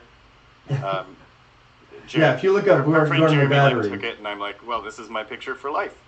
Yep, it's just the watermelon smash. Like that's it. That's you in your finest moment. So that was like my strategy was like, I'm gonna put my face on my card in such a way that it doesn't make me look like a real estate agent by having this crazy picture. And so that I think more people should try to do. And you got their card, and you can make the connection rather than like names. You gotta hear somebody's name 3 times anyways before you remember who they are. I do. have that on mine too. Like, well, when I used to give out business cards, my internet picture is me eating a donut. It's like this Nice. blue kind of thing. Yeah, and so everybody just knew me as that. And then I was like, I'm tired of handing out business cards, so I give out stickers now. Or like, if you want to contact me, go here. But since some places don't allow stickers, I was thinking of just putting my characters from my stories on the cards and just putting their name and then just giving it to somebody, and then they'd have to figure it out. Little puzzle. Should make That's just make okay. that whole business cards. Darn, how can you take you care of me? Jeff and I were discussing like going the complete opposite direction though, and then doing like actual Remax style realty cards for game development, and like taking our pictures in really bad lighting, like makeup and like shine on our foreheads and Like a picture of a glossy game controller, like a generic game controller. Not high even glass, like of a specific. high gloss business cards. Yeah, super high gloss. It's in white text. It's like Arial font. Like you just Yes. got like your email address and your phone number and your fax number. So thin and bendy. Yeah, absolutely. Yeah, I've stopped giving them out basically for that specific reason. Like, Once you have a job, I mean. well, I mean, like, Yeah, I mean, it's don't- also No, but- I realized I have a stack this big, like my first GDC, and I don't remember any of those people. Right. And so I just realized that it was a waste of time. Like I was wasting their time and their money taking the card, and I was wasting my time and money like printing mine. Yeah. So now I'll go and I'll pick like one or two people and like go meet them and talk to them for like a half an hour or something and actually remember them, as opposed to like the I broad do- swath of like hundreds of people and you don't remember anybody. I'm not good at this like bouncing around, meeting hundreds of people thing at all because Yeah, I don't do that. I'm gonna That's forget stupid. 95% of them if I don't That's have stupid. some kind of meaningful conversation. Yeah. Yeah. So my sort of strategy was with it this time is that like I would get like a bunch of business cards that like hand out and I get them and like I don't make like a connection with those people. So like I don't really remember them. I don't know like when I can or should contact them. So what I've been doing over the years is like as I got business cards, I would do my thing afterwards where like I go through them and everything. And I'd have basically like three separate connections, which is that like I don't even remember who you are. And I'll research everyone that I don't remember, but if like I don't know like what our connection is, then I'll just add you on LinkedIn.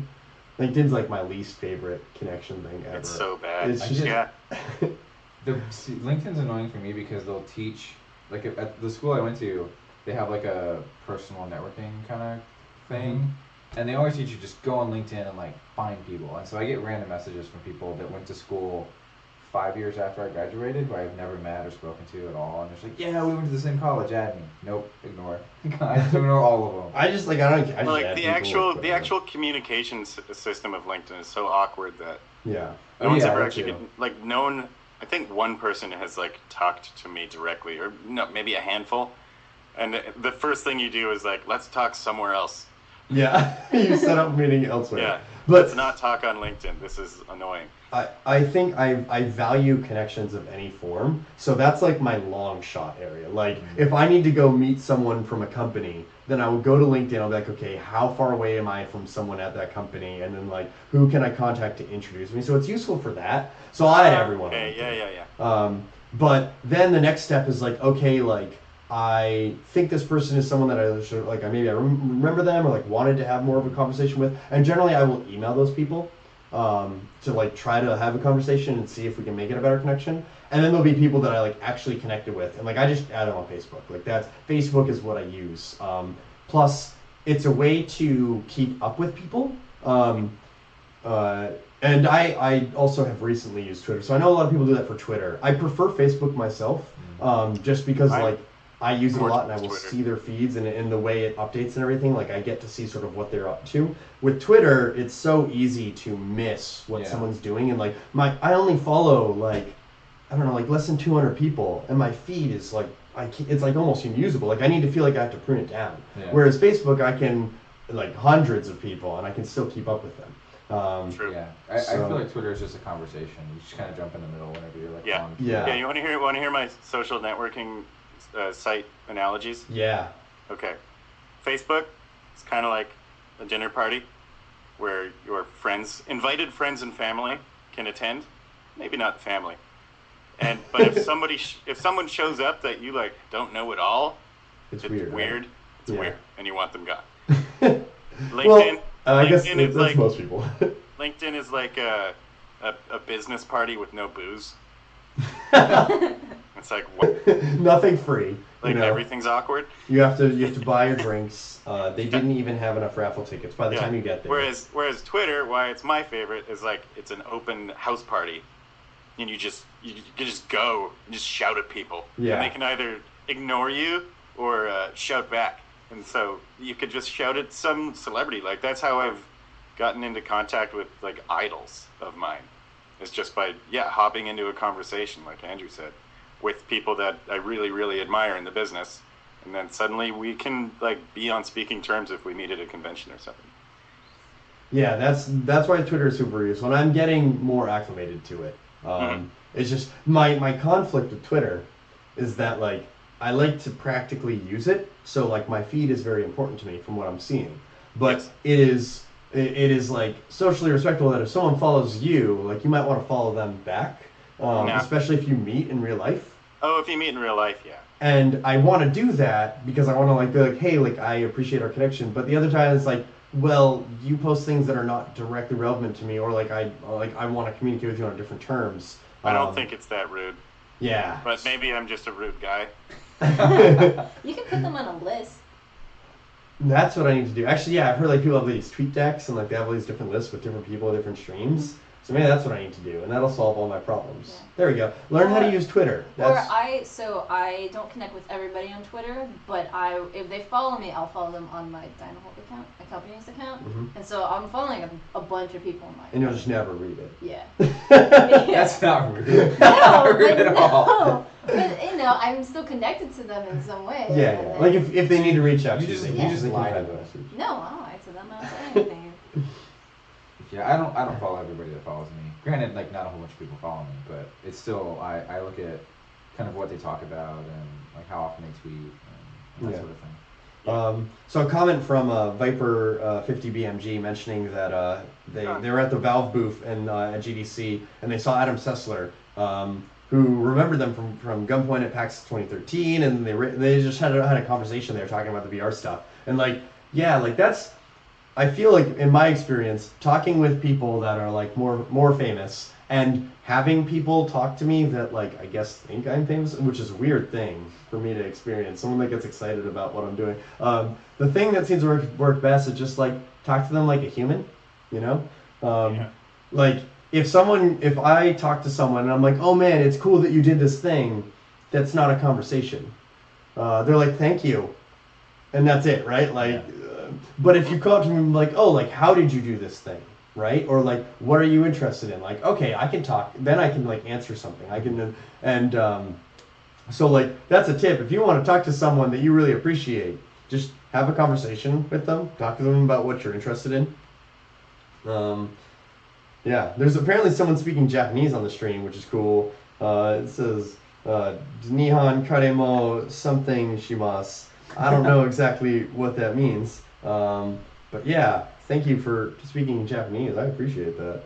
I don't know if we have more messages. No questions. Wait, at Starr Mazer at Auston If you want to be able to follow us more easily, use a third-party thing. Yeah, TweetDeck. Okay. Apparently TweetDeck is a thing that I should be I love using. TweetDeck. I had that years ago, like on a laptop, and then the laptop died, and I forgot to install it. Yeah. So that's the thing. Like if you are getting into the game industry, I found out that Twitter is a necessary tool. Yeah, it is. I was not into it until maybe 2 years ago. Because I think something that you have to get over is like it's not just a site completely comprised of Facebook statuses. it's actually like very, very conversational, more conversational than any of the other ones, I think, which is what I like about it. Yeah, and I've become very conscious about like what I post on Twitter. Me too. Because now I have people like that follow me, and like when I follow someone, I do it because I'm very interested in the things that they say, and so I try to be really conscious of like the things that I'm saying because I want to provide interesting content for whoever's following me. So I try to get this balance of like promoting things that I'm interested in, and I think if they like if they're following me, that they might like the things I like. So I will try to I'll try to retweet and post about things that I think are cool, and then it's a little bit of like also revealing some personal stuff, like jokes that I have, or like hanging out with buddies and whatnot, so they can sort of like see that I'm like just a human being, and I'm not like game developer Austin Montville making things. Like no, like I'm a human, and like I want you to have that connection with me if you're following me to like see sort of that aspect. So I try to balance it in that regard. I don't know, like what are your all approaches to Twitter? I talk about everything. I draw pictures about everything that happens to me, and I think, which I really appreciate, actually. I mean, like specifically for me though, that's what my company is all about. All of the experiences and inspirations I find in life goes into me writing these stories for my company. And so I think the people who follow me, I don't know for sure, but I think that they appreciate that. Like, she was working at Cirque du Soleil. There's all these tweets about Cirque du Soleil, and then maybe 2 months from now there's going to be a book about working at the circus. So I've had people at hackathons be like, "Oh, Diana, you haven't been to hackathons, but I've been following you on Twitter, and like now you're at a hackathon. Can I take a picture with you?" And I'm like, "Okay," and then they'll put it on Twitter, and then I'll retweet it, and it's really funny. So yeah, I talk about everything, but I understand why you wouldn't, do that. At the same time, though, I went to a convention once, and the lady who was speaking said that she was astounded that people cared about what she said, and she would just talk about anything about her life. And her kind of view on that was that they can always just unfollow you if they don't agree with, or they don't care about what you're talking about. And I mean, that's kind of what we do, right? Like, if you don't want to see their stuff, you just unfollow them. Yeah, that's a good point. So, yeah, like a few of the more tech, like corporate tech people I know, they only post things related to tech because that's what they use Twitter for. So I guess, like in terms of the indie gaming community, I think it's more lax with you talking about personal stuff. Yeah, I mean that's part of it, right? Like, yeah, like mine is my company Twitter, so I'm not. Basically, if you want like opinions on controversial subjects, they're not going to be on my Twitter, but you can talk to me in person about them. Yeah. For the most part, so like there is some light stuff, but I try to keep it fairly game audio centric as well, because I'm heavily involved in the game audio community, and I want things to stay on topic. If someone's following me, it's probably because they're interested in game development and game audio, so I try to stay on topic for the most part. Yeah, so more, unless I have something that's like totally golden that I know is going to be good. Just that really great 3 a.m. joke that you think's hilarious, and then you wake up the next morning, you're like, delete. Why did I say that? What about you, Andrew? I'm terrible at Twitter. Like I'll forget about it for days. Actively be bad at Twitter. Yeah, I practiced it. So what can I tweet today? All right, so tell us how you use Twitter, and so everyone can know this is how not to use Twitter. Yeah, basically is because I know a lot of the friends that I have in person, I keep up with on Facebook. So Twitter for me is like reaching out to people I don't really know already, and like other indie people. Andrew Gleason, my body is ready. Like I would follow. That was for the meatballs. I want my body is ready. Yeah, that was a whole stream. Someone was like, because I was talking about going to IKEA before the stream today, and then someone, I don't know, was it you running the Starr Mazer Twitter? No, I don't. Whoever runs the Starr Mazer Twitter was like, oh, you have to go get the meatballs. Andrew Gleason, so far, the only thing I missed since leaving Microsoft is the free chocolate milk while I wait for the bus. That is a fact. Somebody in chat told me they didn't have chocolate milk in the United States. They have tons of them. Wait. Oh yeah, there was a whole stream about that. I don't know what they were talking about. Maybe, like, maybe they redefined. I think it was Fuzz's chocolate kill. milk. It's like, and don't let them tell us that we don't have chocolate milk in the United States. Oh yeah. As if that's a thing. We have. Oh man, do we have chocolate? There is milk. so much of it. We have chocolate drink. Yeah, we have fake chocolate there's milk. chocolate Coke. I didn't even know that. I mixed it the other day. That What? sounds terrible. What? Yeah, Weird. well, it's basically just Coke, and then you put all this chocolate syrup, and you stir it, and then it's like apparently it tastes amazing. Where can I get this? You can buy Coke and chocolate syrup. They sell Yeah. both of those things at QFC. Yeah. That's all you do? You just put chocolate syrup and Coke? Apparently. Yeah, we sell it for like $3. I gotta try that. Yeah, just make sure you don't get like the quick hard chocolate syrup. It turns into a shell. You're in for a bad time. What would that do in Coke? Would it make these little like globs? Is it like bubble tea with It chocolate just globs? freezes like your whole. Or, what if you Doesn't like? sound so bad. What if you like squirted that down somebody's throat? Oh no! Would it be like that thing in Game of Thrones? Just and Oh man, that'd be the worst. Well, no, you can eat it, so it must like melt. yeah, but I mean, come on.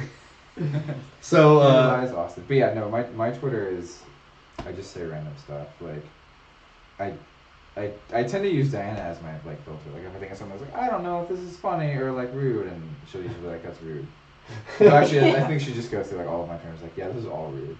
You're just a Everything's rude, you're just a rude person. yeah. So Um, follow at yeah. Gleason if you want. Which I love your name. That's great. Everybody thinks it's a Star Wars reference. Is it It's not? not a Star Wars Really? reference. What? Those are my initials.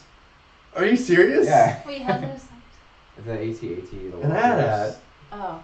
Wow. Yeah, everybody thinks it's Star Wars. Oh, that was such a clever pun of Twitter, though. It's literally my initials. You do Twitter bad. You have like the best name, and like you're just like, nope, not Nope. See, I'm just rude. I just take things from people. It's like, So- oh, that thing you were enjoying? Yep. Nope. Follow Wrong. this guy right here if you want rude tweets. Yeah. Just nothing but Just- rude tweets. You're gonna get like 100 followers, and it's just like, oh, all Oh, of Oh, them. yeah, I'm gonna have to get more rude. Then I'm gonna have people be like, you're not rude enough, asshole. Yeah, you're gonna have to step I it was up. lied to. I was promised rudeness. I'm gonna shout to the Outer Haven Net, which I like your username. That they stopped by the PAX East booth. Thank you for stopping by. And just yeah, I'm glad that you showed up. And like that's the thing, like showing up and things. Even if like you've already back, you can still show up and hang out with us. Like that's what we want to do. The IRC is a good way to hang out with us. We hop in there on occasion. So if you ever want to like talk with us and like have a good time, more than just Starr Mazer TV, you can do that. And Rothsothy is drinking chocolate milk right now. I'm a bit jealous. I think I'm gonna get chocolate milk in dinner. We I have think I chocolate milk. want. We have chocolate milk at our house. Do you? We might do some chocolate milk there. You haven't been to your house. You should let's come see help here. us unbox stuff. Server's asking if there's a crisp, perfect sprite of the alien holding bunny bit shift pointing the gun at brick or where I can find it. Best way to do that would be to go through the video and like cut that out. It's a little challenging. You have to get a good format of it though. The one on Vimeo should be good for you. Yeah, we have some like things put together, but they're in a bunch of files and everything. Yeah, all right, we've got a half hour left on stream.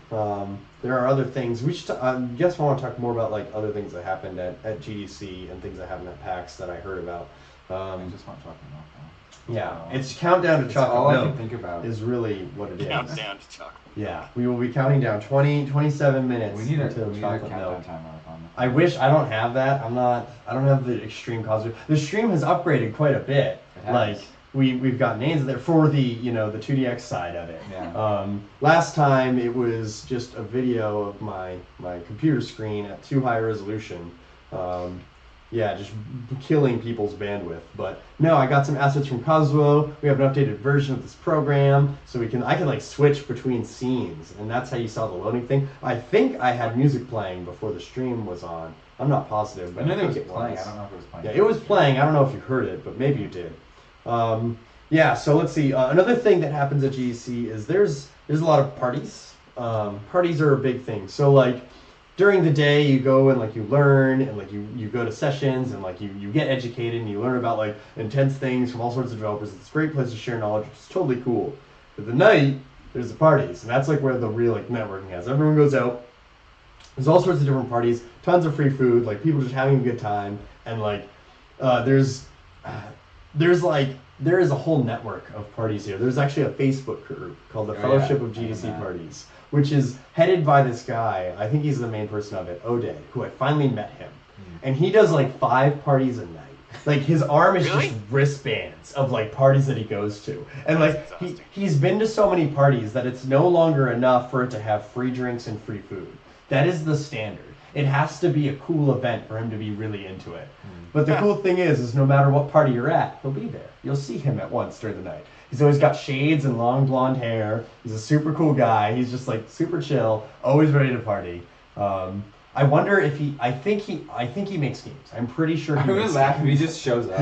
It has nothing to do with game development. Yeah, he's just like a finance advisor. Like his whole life. No, I'm pretty sure he makes games. He gave me a card. There were games on it. So he has made games at least in the past. But yeah, it's like a great way to live. Just buy off of GDC parties, getting food. But yeah, there's this whole thing about like getting into parties and whatnot. Like you need to either like know someone or get connected or find one of the open parties. Sometimes the open parties are cool though. I was at the Unity party this year, which is pretty cool. So the Steam party was like the one that everyone wants to get in. Yeah. Like that's the big deal. Yeah, party. that was too hard. Did any of you go to the Steam party? I didn't go to. I went to mixers this year. I didn't go to any parties. Okay. What is the difference between a mixer and a party? Mixers are more recruiting events. Like I went to WB and WB, Riot, and Epic all had mixers like Wednesday and Thursday. And those are basically just recruiting events. Like they'll invite people that they want to like talk to you about work. And it tends to be less of a like party atmosphere and more of a like let's meet people and like so like the music's turned down, you can have conversations. Yeah, so like that's the funny thing is people like go to parties to network. I cannot network at parties. It's too loud, like I can't hear anything. Yeah. So like I would rather go to parties with like friends that I already know and just screw around for a couple hours. Like I wouldn't go to trying to meet strangers. That's how you get roofied. But yeah, so like I would go to those things and just like I'll find a recruiter and be like, hey, you know, like point me towards a programmer and I'll go talk to a bunch of programmers. So I did that. I guess that's the biggest difference for me is they tend to be more low key, more about like actually working and like meeting people that you want to work with. Yeah. As opposed to just like really loud music and like bright lights and stuff. Like the Epic one and the Riot one. So the Riot one we got to, I took Mike to. I was really happy. Awesome artist. Yeah, a friend of ours is a really, really good artist, and he's looking for freelance work. And like, I got randomly messaged by people from Riot, and they're like, "Hey, come to our thing. Like, we want to talk to you." And I had to clarify, like, I'm not looking for work right now. I'll come meet you, but you're not gonna hire me. And they're like, "Yeah, sure, whatever." So I got my friend in who actually was looking for work. We were there pretty late, so it was about half full when we got there. There was only an hour left. And apparently they had done it like an artist mixer the night before, so there was nobody there for him to talk to. But at least like the recruiters are kind of aware of him and like know that he had someone trying to vouch for him, like, getting him in and trying to find work. So that was nice. The Epic one was nice. It was like a really nice restaurant at the Four Seasons. They had amazing food. It was great. And then the WB one was kind of silly. It was in a bar and it was like really loud. And I was sitting right next to some guy and trying to talk to him and I couldn't hear what he was saying. So like those are still like doing that as a mixer, like even like that's a party for me. Like you can't talk to anyone. So as soon as you cannot communicate with the person this far away, as soon as the music is so loud that as soon as you can't talk to people, suddenly it's a party. It's no longer. Yeah, that is the qualifier. Well, yeah, I just think of like a mixer is networking, and if I can't go talk to someone and network with them, then it's a party.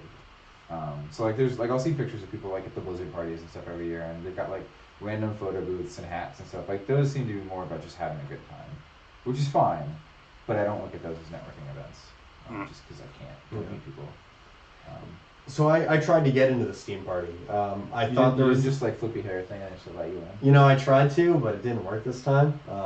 So I mean, maybe my hair game was off. I didn't even. You just cut it shorter. That's why you didn't have the like. Oh yeah, it was much flips. So I thwarted myself by getting a haircut. Yeah. So yeah, I thought there was this whole like +1 thing, but it wasn't just this +1. There was like something there. So I ended up not getting in. I didn't get in the Steam party. But how did you know they got in? A buddy of mine, Alex, who is he had Cydra Games. They made Dark Scavenger, which is a super cool indie game that you should check out. It's hilarious. And they're working on a cool project, which I saw a little bit of. I've played a little bit before. It's super cool. Alex might be on the stream sometime, Alex Gold, so maybe you'll get to meet him. But yeah, so I didn't go to the Steam party, but Don and Vanessa did. They did go to it, and I'm glad I didn't. Instead, I went to the Unity party, which apparently was open, but it wasn't open until a certain amount of time. But I happened to go at the same time a friend was going in, and they had a wristband structure. If you had this wristband, if you had the wristband, you could get in. So one of our buddies inside came out, gave a wristband, and then got my friend in. And then he came out and gave me a wristband, and then I got in. And that's how we did it. Nice. So I was able to get in, although they opened it up like an hour later, so it wasn't a big deal. But the Unity party was the best party. It was perfect. They had 2 floors. On the top floor, they had tons of food and an open bar. And they had all these tables set up, like both tall tables and short tables. So you could sit, you could stand, you could talk. And they had music, but it was like very quiet. There's a bathroom, there's coat check, free coat check. So you didn't have to be hot in there and anything. And you could just have conversations with people. It was great. The volume was good. You could go downstairs, and there was still conversations happening like in this sort of open area, but it was more wide open.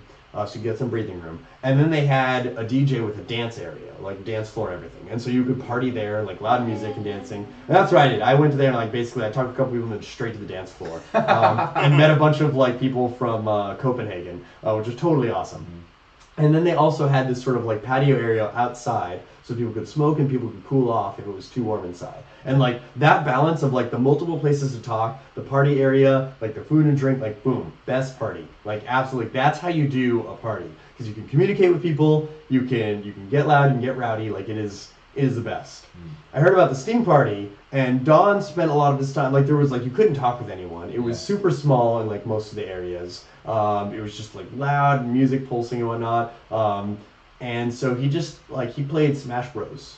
I think that's what he did. Like he played Smash Bros on his DS for a bunch of the party. Nice. That was basically it. They left, ended up going to one thing I wish there was more of at a lot of these parties is more games. Like, right? it's a gaming convention. Yeah. And a lot of the parties just don't have that many games. Like Wild Rumpus has got a decent number of games. The Humble Party last year was the best one I've been to because there was no music, tons of games, and it was in a friggin' castle. How cool is that? That's the best. Where is there a castle in San Francisco? It was the old Mint. Okay. It was like where they used to make money. That's super cool. It was so how cool. appropriate, right? Humble bundle. We need money.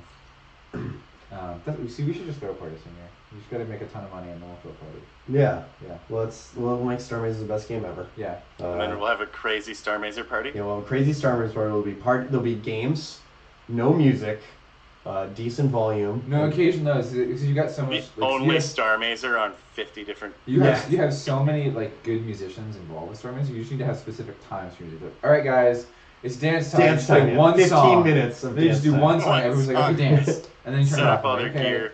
Dancing will commence again in like 15 minutes. Yep. Get your game on. Talk with people. Actually, I'm not announcing anything because it's a thing we want to do. But we have talked about the possibility, because we have so many musicians on board, of doing a Starr Mazer concert. You just need to do a at Starr Mazer. PAX East. Starr Mazer World Tour. That would be the best. Yes. Just having all those musicians just touring Can I be together. ready? Shit, yeah. I'm gonna be a roadie. They won't like that. They won't take me along. Like, I'm gonna have to lug some gear, right? I wonder if I could get, because I think my job is mostly remote. I could totally just remote. Like I just work for like 4 hours a day and roadie. Yeah. This is perfect. I like this. There you go. Where do I sign up?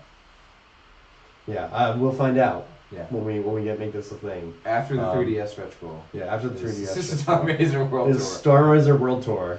It jumps from like $300,000 to like $1.5 million. Yeah, $1.5 million. Which would maybe cover the expenses of 30 world-renowned musicians around the world. So they can play one song each.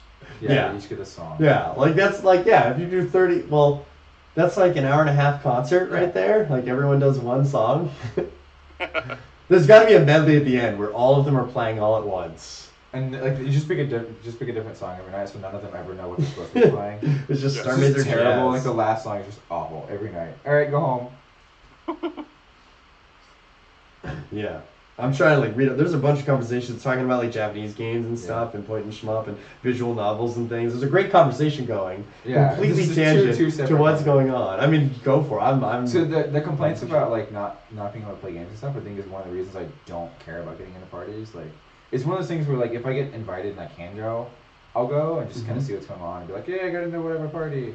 But I don't actively hunt for like tracking down the person who would get me in or like figuring where things are to try to crash them, just because I can just go like hang out in Moscone West until like 2 a.m. playing games with CAs. Yeah. So that's what I do. Like Wednesday. That sounds really fun. That's what we do every year. Yeah, that's one of the reasons why I volunteer. You get to hang out with a bunch of like awesome game developers playing board games and video games. And I mean, whatnot. even if you're not, like, we can get people in. It just takes some finagling. Like you have to.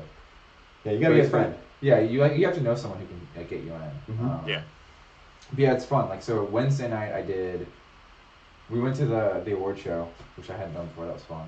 And The then, IGF? Yeah, the IGF. You've never been I've there? Never been. No, man. Because they always scheduled it during like another thing I had like promised I would go to. I go to the IGF every year. It's super inspiring. You can watch it on stream if you didn't. I think they might have a video posted up. There was a stream of it because someone posted. Yeah. Yeah, something. it was really good. Yeah, I liked it. I got to be on stream this year. That was exciting. Nice. Nice. So yeah, like I went to that, and then I went to the Riot thing, and then as soon as the Riot thing was over at like 10, because it wasn't like a super late party. It was literally like 5 to 10, just come talk to us kind of thing. And so that ended at 10, and took the shuttle back, played games until like 2 a.m. Cool. And then Thursday we had to run around because we had the Epic NWB mixers. Yeah, so you skipped out on the sports ball tournament. I saw the end of it. Oh, where was that? It was in the CA lounge. Yeah, we did a CA, or CA is a term for volunteer at GDC. Yeah. We did a CA tournament, which is pretty neat at GDC. Yeah, I caught the end of it. Yeah, it was pretty. I got some videos that I have to post up. Oh man, one of the guys, he was playing the hornbill and he was so into it. Like this match mattered to him, and every time he would like bring a ball up, he would start like sitting up. He would like go up with the bird like every time, and like it was the best. He actually ended up being one of the winners. Nice. So that helped. That's the strategy. Yeah, that's you need If to you're get playing- into it. If you're playing the hornbill, the bird Yeah. is so fat that you have to actually help it go up. Yeah. But yeah, so like Thursday night, I think was my busiest day because I had a bunch of running around, and then like every single night just ended with like, oh, let's go back to the lounge and like hang out until close. I think we closed the lounge with Nate like 3 nights and did not get enough sleep. That's the best. It sucked. Never too. get enough sleep. Like, Yeah, we closed the lounge. Like we kept telling ourselves to leave early on Tuesday because on Wednesday you have to get in earlier because of the flash forward. So like the morning meeting is earlier that day. Yeah. And so we're like, oh yeah, we should leave early, and we didn't. I think we got back to the hotel at like No.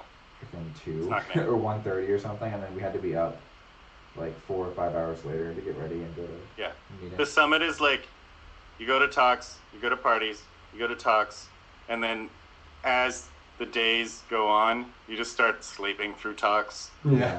Like, you show up, and it's like, I remember being in one, and I was kind of doing this, and John Robert Matz was next to me, just out.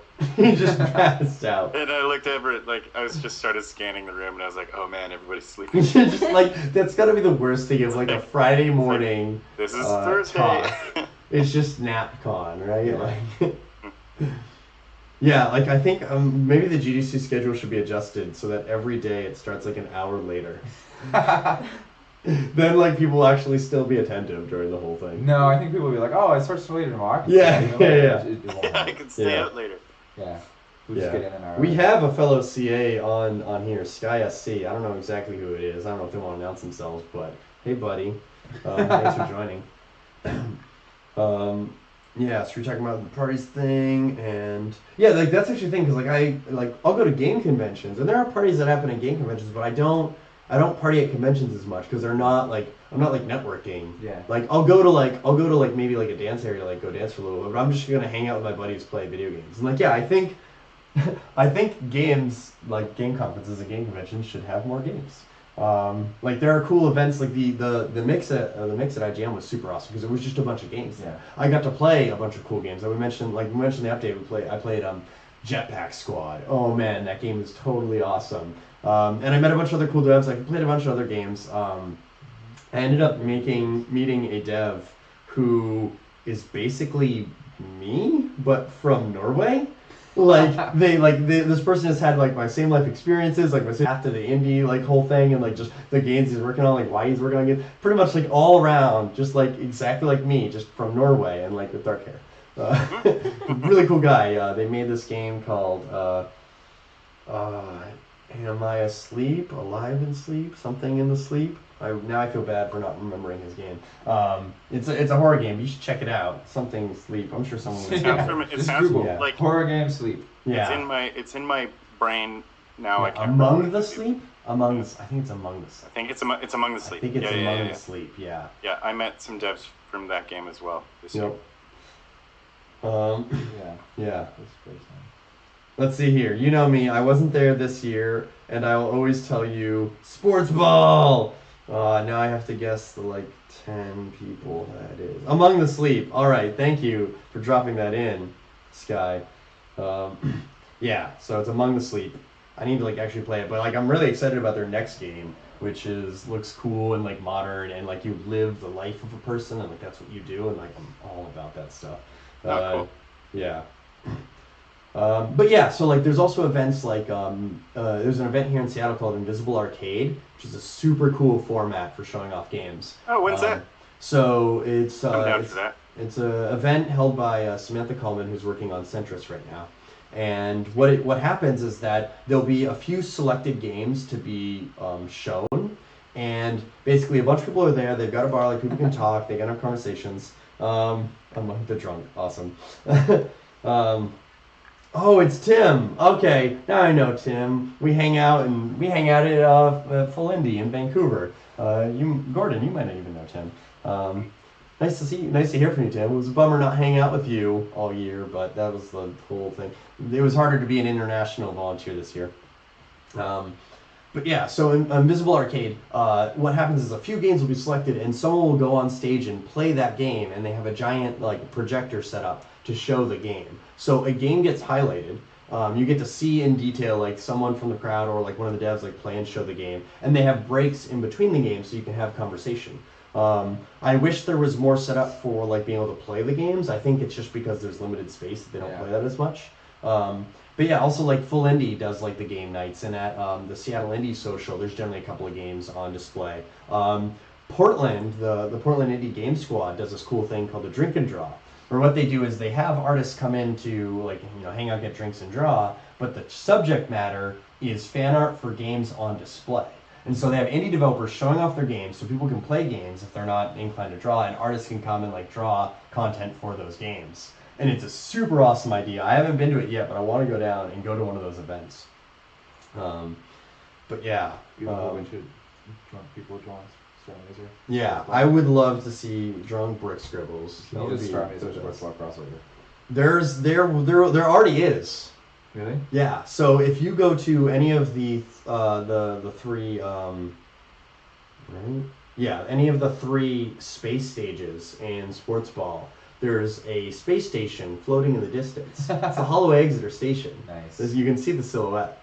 And so I'm sure that there will be at least one episode that involves sports ball matches. There just needs to be the best sport in the galaxy or whatever they just constantly talk about. Yeah, just sports ball, right? Yeah, this could be going on in the bar while Don's drinking his milk.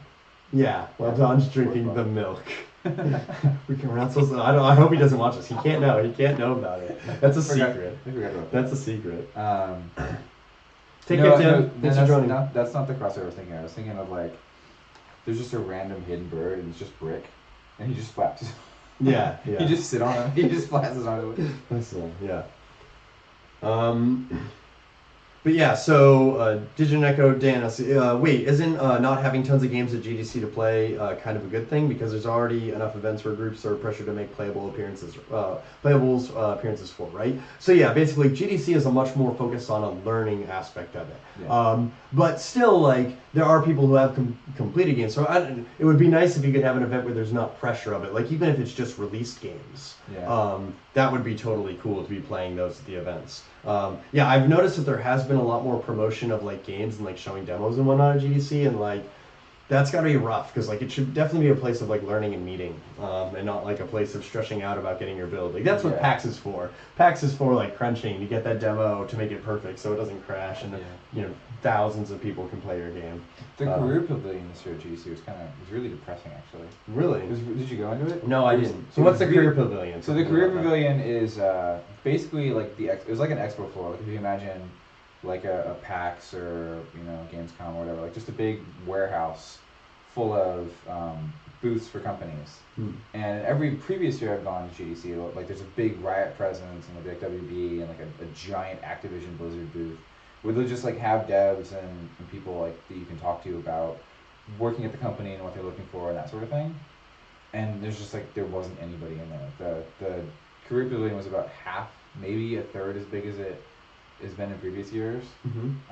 Like there was no Riot, there was no Activision, there was no Microsoft, there was no Sony, there was no basically anyone. Like there was a Nike booth. Like the Nike wearable like electronics team had like one of the biggest booths there this year. It was like I guess the size of your room, like a little bigger. And that was like one of the biggest things. Like Glue was there. I think Wargaming was one of the bigger companies, and there was a whole bunch of like slot machines and stuff like that. But it was just really, really empty. And I talked to some of the recruiters that I was meeting with, like outside of it, and they said that they basically just decided, and when they do big career booths like that, it's mostly students that come and talk to them, and they're like, yeah, we're not hiring entry level. We need actual veterans this year, so we're just not doing it. And so like going in there was really, really sad. It was really empty. Just like, because it was in North Hall. Like, have you all ever been to Moscone? Like, North Hall is pretty big. It's not as big. It did feel pretty like. It's not as big as South, but it's a really big room, and it was like It felt pretty empty. Yeah, it was weird, and so I tried to avoid it. Like I go in South. Like South actually felt like a convention, though. Even South felt more kind of consumer oriented, at least parts of it. Like the Microsoft booth was all demos. Like there was no they didn't have a career presence at all. Like there were no recruiters scattered around that I could find. It was all like demos of Gigantic and like various other Xbox games. And I think they might be trying to encourage developers to like, hey, we have games for a platform. We're a valid platform. Yeah, put your game on it. Yeah, basically, yeah. So yeah, Gordon, I know some people talking about your music and banjo and stuff. What's going on there? Do you want to talk about your music and things? I guess we could talk about. No, okay. No. Doing a bunch of different games. You want to know what they are? Yeah, tell us what you were. Let's close on self promotion. I want to hear what you guys are all doing, because I probably should be doing more. I'll type them out as I say them. Yeah. I'm working on a game called Oclos out of Argentina, which is a really fun game, where you play an angry Greek philosopher and you gather a mob and destroy ancient Greece and fight gods. That sounds amazing. So that one's really fun. I'm working on Viking Squad, which is the best. I've played it. I can vouch for it being complete badass. And I'm having a lot of fun with that soundtrack. So that's the one I was talking about the banjo with, because I don't play banjo really. The Viking game has a banjo. I bow it. So my philosophy is like, if you want something to sound exotic, you just bow it. That's amazing. So I don't have any fancy exotic instruments, so I just like bow the mandolin, or bow the mandolin, bow the banjo, bow the guitar. Yeah. Wait. Yeah. Have you ever bowed a piano? Yeah. Have I ever which? Bowed a piano. No, I haven't. I don't have an opportunity. You can hear these guys on YouTube. I forget their name, but they have this like spinning, like rotating like cooking-ware thing to mix stuff, and then they just run it on piano like wires, cables. That sounds really cool. Awesome. Yeah. Okay, so Viking Squad is by Slick Entertainment. We're a bunch of super awesome and attractive people that hang out in Vancouver. They're so fun. Yeah. I'm working on a game called Bunker Punks, which I'm doing half the music on. That's you know Shane, right? Yeah, I know Shane. He's also a super nice guy. Yeah, and he worked on Slick's last game as well. So that game's really cool. I'm sharing duties for music with Real Cardinal on that, who has like a musical thing called Coma Duster, and we're doing sort of like really heavy industrial, crazy music, which is going to be super fun as well. That one's called Bunker Punks, and I'm working on a game called Fossil Echo with John Robert Metz. I'm not doing any music on that, just sound effects. Have you seen it? No, who John? John Robert Matz. Okay, yeah. It's amazing. I don't even know about this one. It looks so amazing. It's like the prettiest game I've ever seen. Oh man. So I'll link that one. I've got and I'm working on Parkitect, which is sort of a roller coaster tycoon inspired homage game, which is looking really good as well. I'm doing everything on that. So I have a lot. I'm probably missing a couple, but I'm busy. Yeah, Fossil Echo is gorgeous. It's so beautiful. I'm so intimidated about the sound for it because it's gonna get a lot of Limbo comparisons, and the sound in Limbo is like one of the best sounding games ever. So, well, you'll just have to kick it off. Got my work cut out for me. You know. Gordon, aren't you also working on Duelist? I am. That's the one. Yeah, I thought so. Yeah, I'm doing the sound effects on Duelist. The composer's a guy in the UK. I think his name is Ben McDougall. I'm so excited for Duelist. Like, is that playable right now? Yeah, it is. There's a beta. You may have to get invited onto it. Okay. I could see if I could arrange something though, because they'd probably love to do a crossover. They love crossovers. They all about crossovers? Yeah. Awesome. Yeah, they have quite a bunch of units, so if they could get Brick into the game, they would do it in a second. That's cool. Maybe that'll be a thing. We'll have to do some talking. Yeah. I'll message Keith. Yeah. So yeah, you're working. That's the cool thing. I definitely envy you as an audio person being able to work on all of the games. Yeah, it's a bit weird how like a lot of devs or like devs and artists might be, you know, one shipped title, especially AAA. They'll be like one shipped title over 3 years or something. Yeah. Whereas audio guys, it's like 10 a year sometimes. Just games left and right. Like I am currently in the middle of 3 games right now. I just got called out earlier on the stream for not having one of my games updated. I need to get on that. Sorry, I was working on Starr Mazer today. Yeah, and that's ridiculous for a developer. Yeah. So luckily one of them's just a couple of things, but yeah.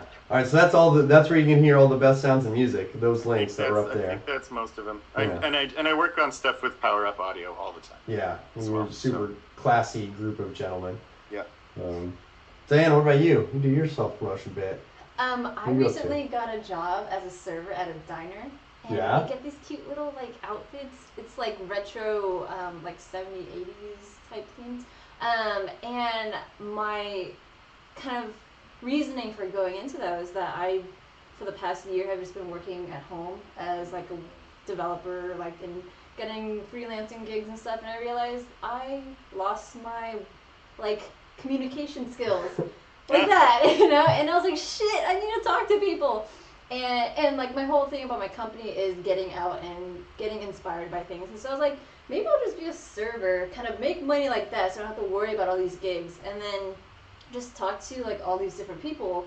And my first day was yesterday, and I was like, whoa, there's like so much going on, and I have like 2 book ideas already because I met so many random people coming in. That's you know, awesome. like I had corporate people coming in for lunch, and then I had like these band guys who came in with like their guitars, and then they asked me about myself too, and I'm like, oh yeah, I have this company, I write stories for kids, and then they want to see stuff, so like I whip out my phone, I'm like, yeah, see, these are my stories, and then I'm just like, yeah, I don't know why I didn't think of this before, especially since like, yeah, the goal of my company is to get out into the community and kind of just cycle through with everything that I've learned. So I'm pretty happy with that. And my new website's almost done. I'm really excited.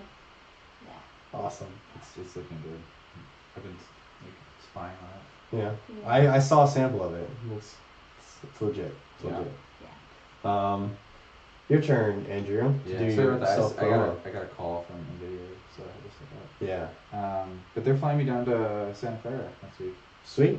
So I get to go do orientation in Santa Clara, and then there's like a graphics conference going on that apparently I should be at, so I'll be there. So Andrew sold out. That's his self. Yeah, I'm entirely sold out. Yep. I don't have a soul. Yep. No, I worked for Microsoft for about 3 years recently. I was at 343 for about a year and a half, and then I left last Friday. The Friday before last. The Friday before GDC was my last day at Microsoft, which is fun. And then like I said, I'll start at NVIDIA in about a week. Cool. Other than that, I started Tiny Tempest with some friends of mine. Oh, sweet. About 2 years ago, so in our free time, which is very, very sparse. We'll work on stuff, like we were working on a Unity game, and then that morphed into a different Unity game, and then Nintendo announced Splatoon, which was very similar to the game we were working on, and we're like, damn you, Nintendo!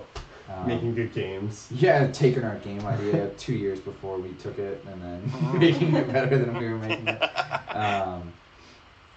So yeah, we're currently working on a kind of combat kart racer game in Unreal 4, focusing on like merging weapons together and kind of building them into more powerful weapons.